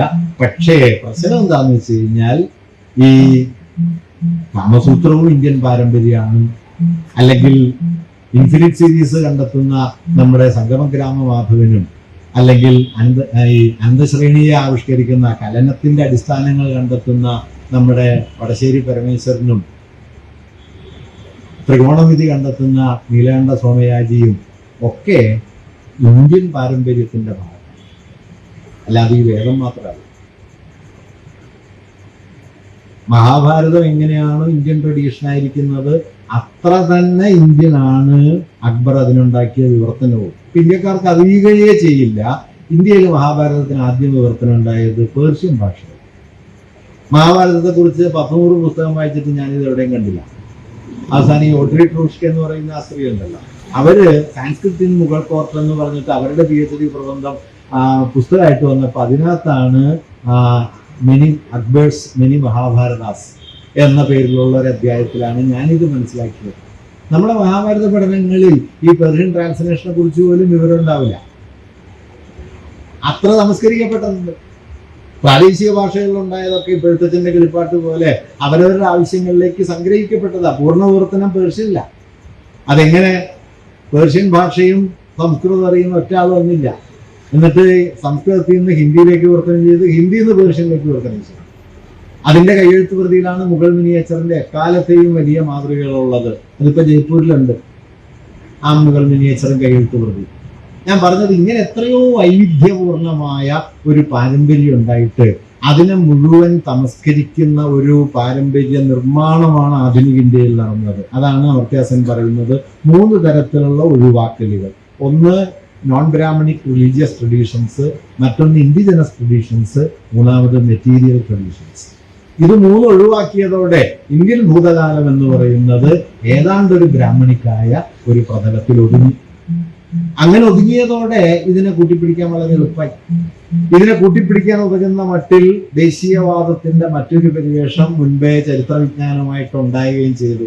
അങ്ങനെ ദേശീയവാദ ചരിത്രം ഉണ്ടാക്കുന്ന ഒരു മതാത്മകമായ സ്വത്വധാരണയും ഭൂതകാലത്തെക്കുറിച്ചുള്ള പാരമ്പര്യത്തെക്കുറിച്ചുള്ള ഇത്തരത്തിലുള്ള ഒഴിച്ചു നിർത്തലുകളും തമ്മിൽ കൈകോർത്തതോടെ നിങ്ങളൊരു യഥാർത്ഥ ദേശീയവാദി ആകുന്നതോടെ നിങ്ങളൊരു സവർണതയുടെ ബ്രാഹ്മണ്യത്തിന്റെ പ്രത്യയശാസ്ത്ര വാഹകയോ ആയി മാറുക എന്നുള്ളത് വളരെ സ്വാഭാവികമായി. അതുകൊണ്ട് വർഗീയവാദികൾക്ക് അറിഞ്ഞുകൂടാ ഞങ്ങൾ വർഗീയവാദികളാണെന്ന്. അതാണ് പ്രശ്നം. പണ്ട് പ്രൊഫസർ കെ.എൻ. പണിക്കർ ഞങ്ങളുടെ സർവകലാശാലയിലുള്ളപ്പോൾ അദ്ദേഹം പറയും വർഗീയതയെ ജാഥ നടത്തി തോൽപ്പിക്കാൻ പറ്റില്ല എന്ന് പറഞ്ഞിട്ട് അദ്ദേഹം പറയുന്നൊരു വാക്യം, കാരണം ജാഥയിൽ വേണ്ടത്ര വർഗീയവാദികൾ ഉണ്ടാവും. അത് വിശ്വഹിന്ദു പരിഷത്തുകാർ ജാഥയിൽ വരുന്നു എന്നല്ല, മറിച്ച് ഈ ധാരണയുള്ളവർ ജാഥയിൽ വരും. ഇപ്പോഴും ഉണ്ട് കേട്ടോ ജാഥയില്. ഇത് പണ്ടത്തെ ഏതോ കഥയാണെന്ന് കേൾക്കുന്നില്ല, ഇപ്പോഴും മീറ്റിങ്ങിലുണ്ട്, ഇപ്പോഴും ജാഥയിലുണ്ട്. അതുകൊണ്ടാണ് ഓൾ ഓഫ് എ സഡൻ ആളുകൾക്ക് കമ്മ്യൂണൽ ആവാൻ പറ്റുന്നത്. ഇപ്പൊ പണ്ട് യുദ്ധം വന്നാൽ ആളുകൾ യുദ്ധവിരുദ്ധരാകും. ഇപ്പൊ എല്ലാവരും യുദ്ധാസക്തരല്ലേ. അത് പെട്ടെന്നുണ്ടായതല്ല. അത് ഈ ദേശീയത എന്ന് പറയുന്നതിന് ഇപ്പൊ ഒരു തീവ്രത വന്നിട്ടുണ്ട്. പക്ഷെ ഈ ദേശീയതയുടെ ഇൻഹറന്റായ കോൺട്രഡിക്ഷൻസിനെ അഡ്രസ് ചെയ്യാനായിട്ട് വാസ്തവത്തിൽ നമുക്ക് പറ്റില്ല. പറ്റാത്തത് കൊണ്ട് എന്ത് പറ്റുന്ന വെച്ചാൽ ആധുനിക പൗരത്വം എന്ന് പറയുന്നത് തന്നെ ഒരു വർഗീയ പൗരത്വം. സിറ്റിസൺഷിപ്പ് എന്ന് പറയുന്നത് തന്നെ ഒരു നിലയ്ക്ക് കമ്മ്യൂണൽ ഐഡന്റിറ്റിയായി ട്രാൻസ്ലേറ്റ് ചെയ്യപ്പെടുന്നുണ്ട് അബോധാത്മകമായി. അതിനെ ചലഞ്ച് ചെയ്യാനായിട്ട് പറ്റുന്ന മട്ടിൽ ഇന്ത്യൻ ഭൂതകാലത്തെ പ്ലൂറലായിട്ട് കാണുകയോ അതിനെ അങ്ങനെ പറഞ്ഞുറപ്പിക്കാനോ ഉള്ള ശ്രമം വാസ്തവത്തിൽ മതനിരപേക്ഷ പാരമ്പര്യത്തിൽ നിന്നും ഉണ്ടായില്ല എന്നുള്ളത്. വർഗീയതക്കെതിരെയുള്ള ക്യാമ്പയിനുകളൊക്കെ നടക്കുന്നുണ്ട്. പക്ഷെ വേരെവിടെയാണ്? വേരിന് പകരം നിങ്ങൾ ഏറ്റവും അവസാനം വന്ന വിശ്വഹിന്ദു പരിഷത്തിനോടോ RSSനോടോ അല്ലെങ്കിൽ RSS തുടങ്ങുന്നതല്ല ഇന്ത്യൻ വർഗീയത. RSS അതിൻ്റെ ഒരു പ്രത്യേക തരത്തിലുള്ള ക്രമീകരണമാണ്. കുറേ കൂടി മുമ്പ് വേരുണ്ട്. ആ വേരുകളിലേക്ക് കൂടി നമ്മൾ പോകേണ്ടതുണ്ട്. അങ്ങനെ പോകുന്നതിന് പകരം നമ്മൾ ഇതിന്റെ പൊളിറ്റിക്കൽ പ്രോജക്റ്റിനെ അതിന്റെ ഫണ്ടമെന്റലായി കാണുന്ന ഒരു സമീപനപരമായ പരിമിതി വർഗീയതക്കെതിരായ നിലപാടുകളെ വലിയ തോതിൽ ബാധിച്ചിട്ടുണ്ട്. ഇതിന്റെ കൂടി ഫലമായിട്ടാണ് നിങ്ങൾക്ക് ഒരു ഭാഗത്ത് ആധുനിക ജനാധിപത്യവാദിയാണെന്ന് വിശ്വസിക്കാനും മറുഭാഗത്ത് വർഗീയമായ കാഴ്ചകളെ തടസ്സങ്ങളൊന്നുമില്ലാതെ കൊണ്ടു നടക്കാനും കഴിയുന്നു. ഒരു കാര്യം കൂടി പറഞ്ഞ് ഞാൻ അവസാനിപ്പിക്കാം. അത് ദേശീയ പ്രസ്ഥാനത്തിന്റെ കാലത്ത് ഉണ്ടായ മറ്റൊരു പൊളിറ്റിക്കലായ ഒരു ഷിഫ്റ്റ് ഉണ്ട്. പാർത്ഥ ചാറ്റർജി അതേക്കുറിച്ച് വിശദമായിട്ട് പറയുന്നു. അതായത് ദേശീയ പ്രസ്ഥാനം 1920-30കളിൽ വളരെ ശക്തമായി വന്നപ്പോൾ പബ്ലിക് ഡൊമൈൻ എന്ന് പറയുന്നത് പൂർണ്ണമായിട്ടും കൊളോണിയലാണ് എന്നൊരു ധാരണയുണ്ട്. ഇപ്പോൾ രാഷ്ട്രീയ അധികാരം അധിനിവേശകരുടെ കയ്യിലാണ്, സാമ്പത്തിക ക്രയങ്ങൾ അവരുടെ കയ്യിലാണ്, നിയമം അവരുടെ കയ്യിലാണ്, പോലീസ് അവരുടെ കയ്യിലാണ്, കോടതി വ്യവഹാരങ്ങൾ അവരുടെ കയ്യിലാണ്. എല്ലാം കൊളോണിയൽ പ്രോജക്റ്റിന്റെ ഭാഗമായി. കൊളോണിയലിസത്താൽ കളങ്കപ്പെടാത്തതായി എന്തുണ്ട്? ഏത് ഡൊമൈനുണ്ട്? അങ്ങനെ കണ്ടുപിടിക്കപ്പെട്ട ഡൊമൈനാണ് നമ്മുടെ ഗാർഹിക മണ്ഡലം. ഗാർഹിക മണ്ഡലത്തിനകത്ത് കൊളോണിയൽ അധിനിവേശം കടന്നു കയറാത്ത ഒരാഭ്യന്തര വിശുദ്ധ സ്ഥലത്തെ ദേശീയ പ്രസ്ഥാനം ഭാവന ചെയ്യുന്നുണ്ട്. ഗാന്ധി പറയുന്നുണ്ടല്ലോ, സ്ത്രീകൾ സമരത്തിൽ വരരുത്, സ്ത്രീകൾ വീട്ടിലിരുന്നാൽ മതി. പൊളിറ്റിക്കൽ പ്രോജക്റ്റാ. കാരണം സമരത്തിൽ വന്നാൽ നിങ്ങൾ കൊളോണിയൽ പ്രോജക്റ്റിനകത്താവും. അപ്പോ കൊളോണിയലിസത്തിന്റെ അധിനിവേശത്തിനാൽ കളങ്കപ്പെടാത്ത ഒരു ആഭ്യന്തര മണ്ഡലത്തെ സംരക്ഷിക്കുക. ആ ആഭ്യന്തര മണ്ഡലമോ ഞാൻ ഈ പറഞ്ഞ പ്രോജക്റ്റ് വഴി രൂപപ്പെട്ട പാരമ്പര്യ ബോധത്തിന്റെ പാർപ്പിട. ഞാൻ പറഞ്ഞ ആശയം മനസ്സിലായില്ല. ഈ കൊളോണിയലിസത്താൽ കളങ്കപ്പെടാത്ത പാരമ്പര്യത്തിന്റെ ഒരു മണ്ഡലമായി ഗാർഹികതയെ കാണുകയും ഈ ഗാർഹികതയുടെ കൈകാര്യകർത്തൃത്വമാണ് സ്ത്രീകളുടെ ഉത്തരവാദിത്വം എന്ന് വരികയും ചെയ്യും. അങ്ങനെയാണ് വാസ്തവത്തിൽ ഈ വീട്ടമ്മ ഉണ്ടായത്. ഒരു ആദർശവൽക്കരിക്കപ്പെട്ട വീട്ടമ്മ ഉണ്ടായല്ലോ. 1920-30കളിലായി ഈ വീട്ടമ്മ ഉണ്ടായി വരുന്നത്. ഒരു പൊളിറ്റിക്കൽ പ്രോജക്റ്റാണ്. വീട്ടമ്മമാർക്ക് അറിഞ്ഞുകൂടാന്നേ ഉള്ളൂ. ഭയങ്കരമായൊരു പൊളിറ്റിക്കൽ പ്രോജക്റ്റാണ്. കാരണം ബാക്കി നിങ്ങളെടുക്കുന്ന തൊഴിൽ, നിങ്ങളനുസരിക്കുന്ന നിയമം, നിങ്ങൾ കിട്ടുന്ന ശമ്പളം, നിങ്ങൾ പ്രവർത്തിക്കുന്ന സ്ഥലം എല്ലാം കൊളോണിയൽ ഫോഴ്സിന്റെ കീഴിലാണ്. കൊളോണിയലിസം തൊടാത്ത സ്ഥലം ഏതാണ്? അത് ഭൂതകാലം, അത് പാരമ്പര്യം. ആ പാരമ്പര്യം എവിടെ നിങ്ങൾ സംരക്ഷിക്കുന്നു? വീട്ടില്. അതുകൊണ്ട് വീട്ടില് എല്ലാ ആചാരവും ഉണ്ട്, റോട്ടിലൊന്നുമില്ല. ഇപ്പോഴും അങ്ങനെ തന്നെയാണ്.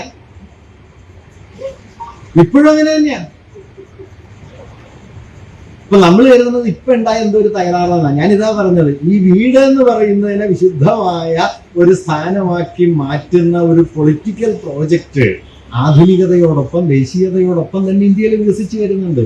അതിനെ സോഷ്യലിസ്റ്റുകളോ കമ്മ്യൂണിസ്റ്റുകളോ കുറച്ച് ചലഞ്ച് ചെയ്യാൻ ശ്രമിച്ചെങ്കിലും അടിസ്ഥാനപരമായ മാറ്റമൊന്നും ഈ കുടുംബഘടനയ്ക്കകത്ത് ഉണ്ടായില്ല. ആധുനിക കുടുംബമായി എന്ന് പറയുമ്പോൾ തന്നെ ഈ ഐഡിയോളജിയാണ് അതിലേക്ക് സന്നിവേശിക്കപ്പെട്ടത്.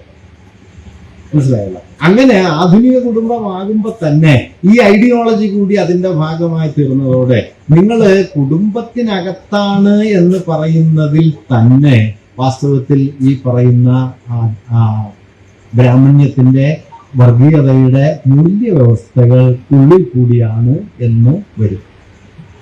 ഇതൊരു സാധ്യതയാണ്. വാസ്തവത്തിൽ നിങ്ങൾ നോക്കിയാലേ ഹിന്ദുത്വം എവിടെ നിന്നാണ് വളരുന്നത്? അതുകൂടി പറഞ്ഞ അവസാനിച്ചു. കേരളത്തിൽ ഇപ്പോൾ ഹിന്ദുത്വത്തിന് 20% വോട്ടായി. 25% എന്നാണ് ഇപ്പോൾ മൂപ്പര് വന്ന് പറഞ്ഞിട്ട് പോയിട്ടുള്ളത്. ഈ 20% വോട്ട് ഏത് മണ്ഡലത്തിൽ നിന്നാണ് അവർ ആർജിക്കുന്നത്? കേരളത്തിലെ കർഷകർക്ക് വേണ്ടിയിട്ടോ, തൊഴിലാളികൾക്ക് വേണ്ടിയിട്ടോ, യുവാക്കൾക്ക് വേണ്ടിയിട്ടോ, കേരളത്തിലെ മനുഷ്യന്മാർക്ക് വേണ്ടി അടിസ്ഥാനപരമായി എന്തെങ്കിലും സമരം നടത്തിയിട്ടാണോ? ഒന്നുമല്ല. മറിച്ച് ഈ ഉള്ളിൽ കിടക്കുന്ന പകയെ, വിദ്വേഷത്തെ ആകാവുന്നത്ര പൊലിപ്പിച്ചെടുത്ത് അതിനെ ഒരു പൊളിറ്റിക്കൽ പ്രോജക്റ്റ് എന്ന നിലയ്ക്ക് മുമ്പോട്ട് കൊണ്ടുപോകും.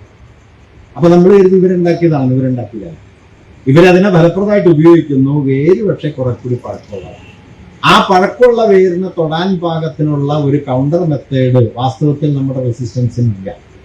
നമ്മൾ ചെയ്യുന്ന റെസിസ്റ്റൻസിന്റെ പരിമിതി എന്താണെന്ന് വെച്ചാൽ ഈ പൊളിറ്റിക്കലായ ആ മാനിഫെസ്റ്റേഷന്റെ തലത്തിലാണ് യുദ്ധം മുഴുവൻ. വേര് ഒരനക്കവും ഇല്ലാതെ, ഒരു അലോസരവും ഇല്ലാതെ തുടരുകയാണ്. അതുകൊണ്ടാണ് തെരഞ്ഞെടുപ്പിൽ തോറ്റാലും വർഗീയത തോക്കാത്തത്. തെരഞ്ഞെടുപ്പിൽ തോക്കാം. 84 BJPക്ക് 2 സീറ്റേ ഉള്ളൂ. 91 160 സീറ്റായി. ആലോചിച്ച് നോക്കൂ. 6-7 കൊല്ലം. ഇന്ദിരാഗാന്ധി മരിച്ച കൊല്ലം 2 സീറ്റേ ഉള്ളൂ. 91 160 സീറ്റ്. അതിന്റെ അർത്ഥം എന്ന് വെച്ചാൽ 160 സീറ്റിലേക്ക് ട്രാൻസ്ലേറ്റ് ചെയ്യപ്പെടാൻ പാകത്തിന് ഒരു പൊട്ടൻഷ്യൽ ഇൻഹറന്റ് ആയിട്ട് ഇവിടെ ഉണ്ടെന്നാണ്. അതെവിടെ നിന്ന് വന്നു എന്നുള്ള ചോദ്യമാണ്. ആ ചോദ്യം നോക്കുമ്പോഴാണ് 19ാം നൂറ്റാണ്ടിലെ ഇന്ത്യയുടെ ആധുനികീകരണ പ്രക്രിയ, modernisation of the Indian nation എന്ന് പറയുന്നത് തന്നെ, അല്ലെങ്കിൽ ഇന്ത്യൻ നേഷന്റെ കോൺസ്റ്റിറ്റ്യൂഷൻ എന്ന് പറയുന്നതിനുള്ളിൽ തന്നെ ഈ പ്രോബ്ലം ഉണ്ടെന്ന്. അങ്ങനെ രൂപപ്പെട്ട വർഗീയ സ്വത്വമാണ് വാസ്തവത്തിൽ നമ്മൾ ആധുനികം എന്ന പേരിൽ എറിയും കുറഞ്ഞും കൊണ്ടു നടക്കുന്നതാണ്. അതിപ്പോ പെട്ടെന്ന് ഒരു ശബരിമല നടക്കുന്ന സമയത്ത് എല്ലാവരും ചാടിപ്പുറപ്പെടും. അപ്പൊ ഇത് പ്രവർത്തിക്കും. അപ്പൊ നമ്മുടെ അതുവരെയുള്ള മറ്റൊരു യുക്തിക്കും അവരുടെ ഇടയില്ലാണ്ടാവും. ആർത്തവാശുദ്ധ എന്ന് പറഞ്ഞിട്ട് MSc സുവോളജി ഒക്കെ പാസ്സായ അവർ നിരനിരയായിട്ട് റോട്ടിൽ ഇറങ്ങും. അപ്പൊ സുവോളജിക്ക് എന്ത് പറ്റും? സുവോളജി പോയ വഴി പോകും. അങ്ങനെ എന്തെല്ലാം പോയ വഴി പോയി. നോക്കൂ, ഇന്ത്യയിൽ നിങ്ങൾ നോക്കിക്കഴിഞ്ഞു കഴിഞ്ഞാൽ ഇന്ത്യയിൽ മധ്യവർഗം ആർജിച്ച വിജ്ഞാനവും അവരുടെ സാമൂഹ്യ ബോധവും തമ്മിൽ താരതമ്യപ്പെടുത്തിയാൽ ഇത്ര ഭീമാകാരമായ നിലയിൽ അറിവിനെ തലയിച്ചിടാൻ പറ്റിയ ഒരു ജനതയും ലോകത്തില്ല. ഇപ്പൊ കേരളത്തിലെ തന്നെ അങ്ങനെ തന്നെയാണല്ലോ. ഭയങ്കര പണ്ഡിതന്മാരല്ലേ എല്ലാവരും. എന്നിട്ട് ജീവിതബോധത്തിലേക്ക് നോക്കിക്കഴിഞ്ഞാൽ അതിന്റെ നേരെ വിപരീതമാണ്. നാരായണഗുരു പറഞ്ഞൊരു ഫലിതമുണ്ട്. ഏതോ ഒരു പണ്ഡിതൻ നാരായണഗുരുവിനെ കാണാൻ വന്നിട്ട് ഗുരുവിനോട് ജാതി ശരിയാണെന്ന് പറഞ്ഞ് വിശദമായിട്ട് വാദിച്ചു. ഗുരുവെല്ലാം കേട്ടു. അത് കഴിഞ്ഞ് ഇയാൾ പോയി കഴിഞ്ഞപ്പോൾ ഗുരു തന്റെ കൂടെയുള്ള ശിഷ്യന്മാരോട് ആ പണ്ഡിതന്റെ പേര് പറഞ്ഞിട്ട് പറഞ്ഞു, മൂപ്പരെന്നൊക്കെ ഞാൻ പറയണത്, നാരായണഗുരു മൂപ്പരെന്നൊന്നും പറയില്ല, അദ്ദേഹം ഈ പുസ്തകം വെച്ച അലമാര പോലെയാണ് എന്ന് പറഞ്ഞു. പുസ്തകം വെച്ച അലമാര നിങ്ങൾക്കറിയാലോ. അലമാര നിറച്ച് പുസ്തകമാണ്, പുസ്തകം നിറച്ച അറിവാണ്. പക്ഷെ ഇതൊന്നും അലമാരക്ക് ബാധകമല്ല. അലമാര ഇങ്ങനെ പുസ്തകം ചുവന്ന് വെക്കും. ഇത് വാസ്തവത്തിൽ അന്ന് ഒരാളെ കുറിച്ച് പറഞ്ഞ പരിഹാസമാണെങ്കിൽ ഇന്ന് ഏതാണ്ട് കേരളത്തിന്റെ പൊതുജീവിതത്തിന് ആകമാനം ബാധകമായ ഒന്നായി കഴിഞ്ഞിട്ടുണ്ട്. നമ്മൾ ആർജിക്കുന്ന അറിവും നമ്മുടെ സാമൂഹ്യ ചരിത്രധാരണയും തമ്മിൽ എന്ത് ബന്ധമുണ്ട് എന്ന് ചോദിച്ചാൽ മിക്കവാറും ഒരു ബന്ധമില്ല. ദേശീയ പ്രസ്ഥാന കാലത്ത് വള്ളത്തോളൊരു വരി കവിത എഴുതുന്നുണ്ട്, ഉടുപ്പിൽ തുന്നിച്ചേർക്കും ഉയർന്ന വിദ്യാഭ്യാസം എത്ര താഴ്ത്തിയില്ല നമ്മെ എന്ന്. അത് ദേശീയ സ്വാതന്ത്ര്യ സമരത്തിൽ പങ്കെടുക്കാത്തതിനെ കുറിച്ചൊക്കെയാണ്. ഇന്ന് പക്ഷെ നമ്മുടെ ഒരു സ്വാഭാവിക രീതിയായല്ലോ. നമ്മുടെ സാമൂഹിക ബോധവും നമ്മുടെ വിജ്ഞാന തലവും തമ്മിൽ, അതായത് അറിവ് വസ്തുവൽക്കരിക്കപ്പെടുകയും മാർസിന്റെ ഭാഷയിൽ പറഞ്ഞാൽ ഒരു ഫെറ്റിഷ് ഒബ്ജക്റ്റായി തീരുകയും അറിവ് സോഷ്യൽ കോൺഷ്യസ്നെസ്സുമായിട്ട് യാതൊരു ബന്ധവും ഇല്ലാതിരിക്കുകയും ചെയ്യും. ഇപ്പൊ നമ്മുടെ നാട്ടിലെ സ്ത്രീ വിരുദ്ധത, ആഡംബര ഭ്രാന്ത്, ഉപഭോഗരതി, ഇതിലേക്കൊക്കെ നോക്കിക്കഴിഞ്ഞു കഴിഞ്ഞാൽ ഇത് മുഴുവൻ ഈ അറിവിന്റെ ഒരു തരത്തിലുള്ള റൈഫിക്കേഷനാണ്, വസ്തുവൽക്കരണം. അതായത് ഒരു അറിവ് എന്ന് പറയുന്നത് ഒരു ഹിസ്റ്റോറിക്കൽ ഒബ്ജക്റ്റ് ആണെന്നും ഒരറിവിൽ ഒരു ഹിസ്റ്റോറിക്കൽ റിലേഷൻ ഉണ്ടെന്നും മനസ്സിലാക്കാൻ പറ്റുന്നവരുടെ എണ്ണം വല്ലാതെ കുറഞ്ഞു. അങ്ങനെയാണ് സയൻസ് കോൺഗ്രസിൽ വന്നിട്ട് മറ്റേ ഭൂഖണ്ഡാന്തര മിസൈല് വേദത്തിലുണ്ട് എന്ന് പറയുന്നത്. വാസ്തവത്തിൽ ഒരു നിസ്സാര ചോദ്യം കൊണ്ട് അവസാനിച്ചു പോണ കാര്യമാണ്. അന്ന് ഏത് ലോഹം ഉണ്ട് എന്ന് ചോദിച്ചാൽ മതി. ഈ പൊതുവർഷാരംഭത്തിന് 2000 കൊല്ലം മുമ്പ് ആടിനെയും പശുവിനെയൊക്കെ വെച്ച് നടക്കുന്ന സമയത്ത് എന്ത് ലോഹമാണ് ഉണ്ടായിരുന്നതെന്ന് ചോദിച്ചാൽ അപ്പൊ തീരെ സുഖേട്. കാരണം ഒരു ഭൂഖണ്ഡാന്തര മിസൈൽ അയക്കണമെങ്കിൽ നിങ്ങൾക്ക് വായുവിന്റെ ഘർഷണത്തെ ഭേദിക്കാൻ പറ്റണം, അതുപോലെ ഗുരുത്വാകർഷണത്തെ ഭേദിക്കാൻ പറ്റണം. ഇതിനൊക്കെയുള്ള എനർജി പൊട്ടൻഷ്യലും ലോഹശേഷിയും എപ്പോഴാണ് മനുഷ്യവംശത്തിന് ഉണ്ടായത് എന്ന് ആലോചിച്ചാൽ ഈ ചോദ്യം അപ്പൊ തീരും. പക്ഷെ മഹാജ്ഞാനികൾ നിരനിരയായിട്ടിരുന്നത് കേൾക്കുകയാണ്.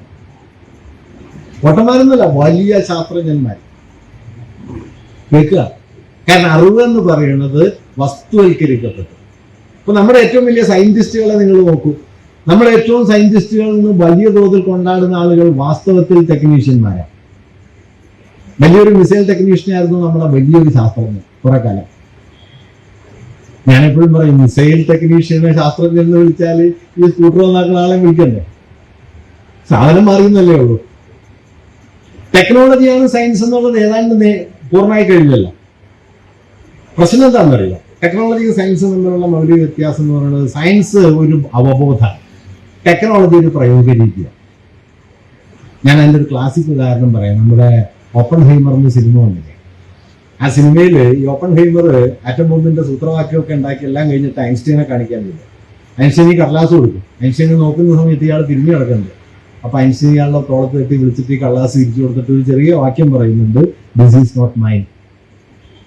ആ കടലാസല്ല കേട്ടോ, ഇയാൾ ഉണ്ടാക്കുന്ന ആറ്റം ബോംബ്. E=mc² പറയുന്ന തുടങ്ങിയത്. പക്ഷേ ഈ ആറ്റം ബോംബ് തന്റെയാണ്, അത് എന്റെ അക്കൗണ്ടിൽ വേണ്ട. ഇത് പറയാനുള്ള വിവേകമാണ് ഞാൻ ഈ സാമൂഹ്യ അവബോധം എന്ന് പറയുന്നത്.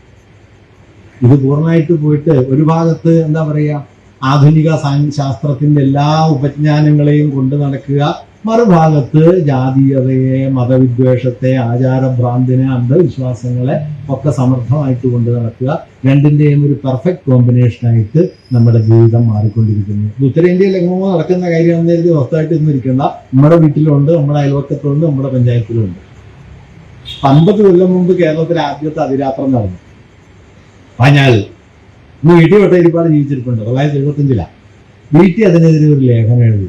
അതിന്റെ തലക്കെട്ട് ഇന്ന് കേട്ടാൽ ഞെട്ടിപ്പോവും, പാഞ്ഞാൽ പാടത്തെ കശാപ്പ് ശാല. വീട്ടിൽ എഴുതിയ ലേഖനം. ഇന്നിപ്പോ എല്ലാ പഞ്ചായത്തിലും എല്ലാ കൊല്ലവും 1-2 അതിരാത്രം നടക്കും. എല്ലാ പാർട്ടിക്കാരും കൂടി ചേർന്ന സമസംഘം. കണക്കെഴുതല്ലോ. ഞാൻ നമ്മുടെ ചരിത്രാനുഭവത്തെ കുറിച്ചാണ് പറയുന്നത്. എവിടെ നിന്നാണ് വർഗീയത വരുന്നത്? അതിപ്പോ മറ്റേ അതിരാത്രത്തെ എതിർക്കലാണോ? അതിരാത്രത്തെ എതിർക്കൽ മാത്രമല്ല, ഞാൻ ഈ പറഞ്ഞ ഫണ്ടമെന്റൽ പൊസിഷനിലേക്ക് തിരിച്ചു വരില്ല. അങ്ങനെ തിരിച്ചു വരാൻ പറ്റാതെ നമുക്ക് വർഗീയതയെ ചെറുക്കുക പ്രയാസമാണ്. ഞാൻ പറഞ്ഞു വന്നതിന്റെ ആകത്തുക ഇതാണ്. അതുകൊണ്ട് ഇന്ത്യയിലെ വർഗീയ സ്വത്വത്തിന്റെ രൂപീകരണം എന്ന് പറയുന്നത് അത് ഒരു വലിയ ലാർജർ പെർസ്പെക്റ്റീവിൽ മനസ്സിലാക്കാനും അതിനെ പ്രതിരോധിക്കാൻ പാകത്തിന് ഇന്ത്യൻ സംസ്കാരത്തിന്റെ ഭൂതകാലത്തെ, ഇന്ത്യയുടെ സാംസ്കാരിക ഭൂതകാലത്തിന്റെ ബഹുത്വത്തെ നമ്മുടെ പൊതുബോധത്തിൽ ഉറപ്പിക്കാനും കഴിയേണ്ടതുണ്ട്. നിർഭാഗ്യവശാൽ ഇതൊട്ടും കഴിയുന്നില്ല. ഞാനിപ്പോൾ ഒരു ഉദാഹരണം കൂടി പറഞ്ഞാൽ, ഇപ്പൊ നമ്മൾ ഭാഷ എന്ന് പറയുന്നു. വാസ്തവത്തിൽ ഏത് ഭാഷയും കലർപ്പല്ലേ. ഇപ്പൊ ഞാൻ മലയാളം സംസാരിക്കുന്നു എന്ന് പറയുന്ന സമയത്ത് ഞാൻ മലയാളം പറയുന്നുണ്ട്, സംസ്കൃതം പറയുന്നുണ്ട്, പോർച്ചുഗീസ് പറയുന്നുണ്ട്, ഡച്ച് പറയുന്നുണ്ട്, അറബി പറയുന്നുണ്ട്, ഏറ്റവും ചുരുങ്ങിയത് ചൈനീസും ചിലപ്പോൾ പറയണ്ട. ഇത്രയും ഭാഷയിലെ വാക്കുകൾ ചേർത്തിട്ടാണ് മലയാളം പറയണ്ടത്. അല്ലാതെ മലയാളം മാത്രം പറഞ്ഞ് നിങ്ങൾക്ക് മലയാളത്തിന് ജീവിക്കാനൊന്നും പറ്റില്ല. ഇത് തിരിച്ചറിഞ്ഞാൽ കുറച്ചൊക്കെ ആശ്വാസം വരും. അല്ലാതെ കേവല ഭാഷ എന്ന് പറഞ്ഞ ഒന്നുണ്ടോ? അങ്ങനെയൊന്നുമില്ല. കേവല ജീവിതമില്ല. മനുഷ്യാവസ്ഥയെ കുറിച്ച് പറയാവുന്ന ശരിയായ ഒറ്റ കാര്യമുള്ളൂ, മനുഷ്യ ജീവിതം ഒരു പങ്കുവയ്ക്കലാണ്. കുടിയേറ്റത്തെ കുറിച്ച് ഞാൻ അടുത്തിടയ്ക്ക് ഒരു മനോഹരമായ വാക്യം വായിച്ചു. അതെന്താന്ന് വെച്ച് കഴിഞ്ഞാൽ, in the broadest sense the history of mankind is the history of migrations. ഏറ്റവും വിശാലമായ അർത്ഥത്തിൽ മനുഷ്യവംശ ചരിത്രം എന്ന് പറഞ്ഞാൽ കുടിയേറ്റത്തിന്റെ ചരിത്രമാണ്. ഔട്ട് ഓഫ് ആഫ്രിക്ക മുതൽ ഇപ്പൊ നായർ സ്ത്രീകൾ തലമുടി കൊണ്ടകിട്ടുന്ന രീതി ചൈനയിൽ നിന്ന് ഒന്നാണെന്ന് കൊണ്ടകിട്ടും പറഞ്ഞുകൂടാ, തിരുവാരളിക്കും പറഞ്ഞുകൂടാ. പക്ഷെ ഇത് അവിടെ ഉണ്ട്, ചൈനയുണ്ട്. നമ്മുടെ വാച്ചില് 60 സെക്കൻഡ് 1 മിനിറ്റും 60 മിനിറ്റ് 1 മണിക്കൂറും ആകുന്ന ഈ 60 എന്നുള്ള സംഖ്യ സുമേറി എന്ന് വന്നതാ. ഇപ്പൊ 12:20 എന്ന് പറയുന്ന സമയത്ത് സുമേറി ഉണ്ട് കൂടെ. കേസരി പറയുന്നുണ്ട്, നിങ്ങൾ സാർവദേശീയമായി ജീവിക്കുന്നത് നിങ്ങൾ പാരീസിൽ പോകുമ്പോഴല്ല, നിങ്ങളുടെ പഞ്ചായത്തിൽ ഇരിക്കുമ്പോഴാണ്.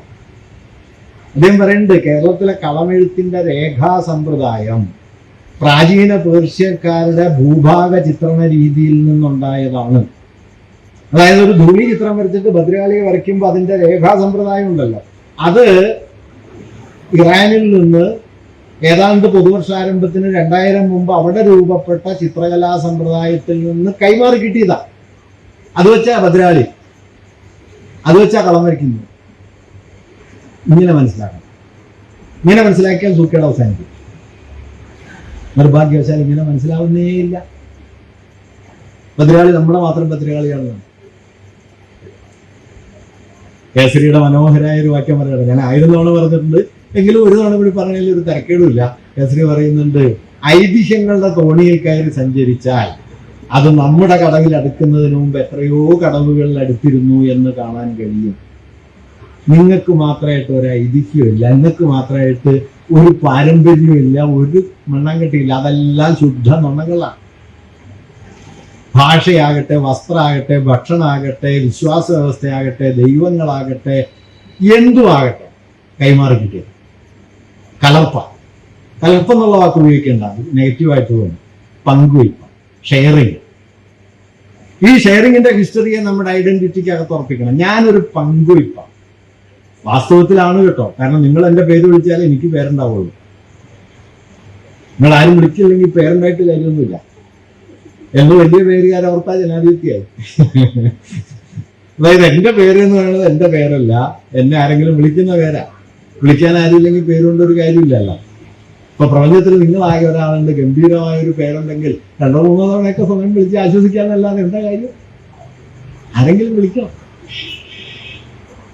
അപ്പൊ ഇങ്ങനെ വിളിക്കുക, ദാറ്റ് മീൻസ് മാർക്സ് പറയുന്ന ഒരു വാക്യമുണ്ടല്ലോ, man is an ensemble of social relations. സമൂഹ ബന്ധങ്ങളുടെ സമുച്ചയമാണ് മനുഷ്യൻ. ആ സമുച്ചയത്തെ ഒരു ദൈവഭാവനയിലേക്ക് ട്രാൻസ്ലേറ്റ് ചെയ്തിട്ടാണ് ഗുരു പറഞ്ഞത്, പ്രിയം അപരപ്രിയം അതൻ പ്രിയം, അപരപ്രിയ ഹേതുവായി വരണം. ഈ ദൈവഭാവനയിൽ ഈ മനുഷ്യനെ കുറിച്ചുള്ള പുതിയ ധാരണയുണ്ട്. എൻസെംബിൾ ഓഫ് റിലേഷൻസ്, സത്താപരമല്ല, ബന്ധങ്ങളാണ് എന്തും.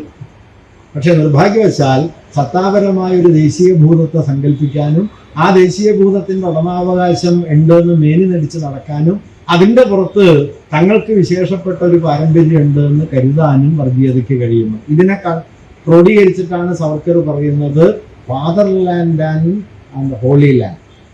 എന്താണ് പൗരത്വം?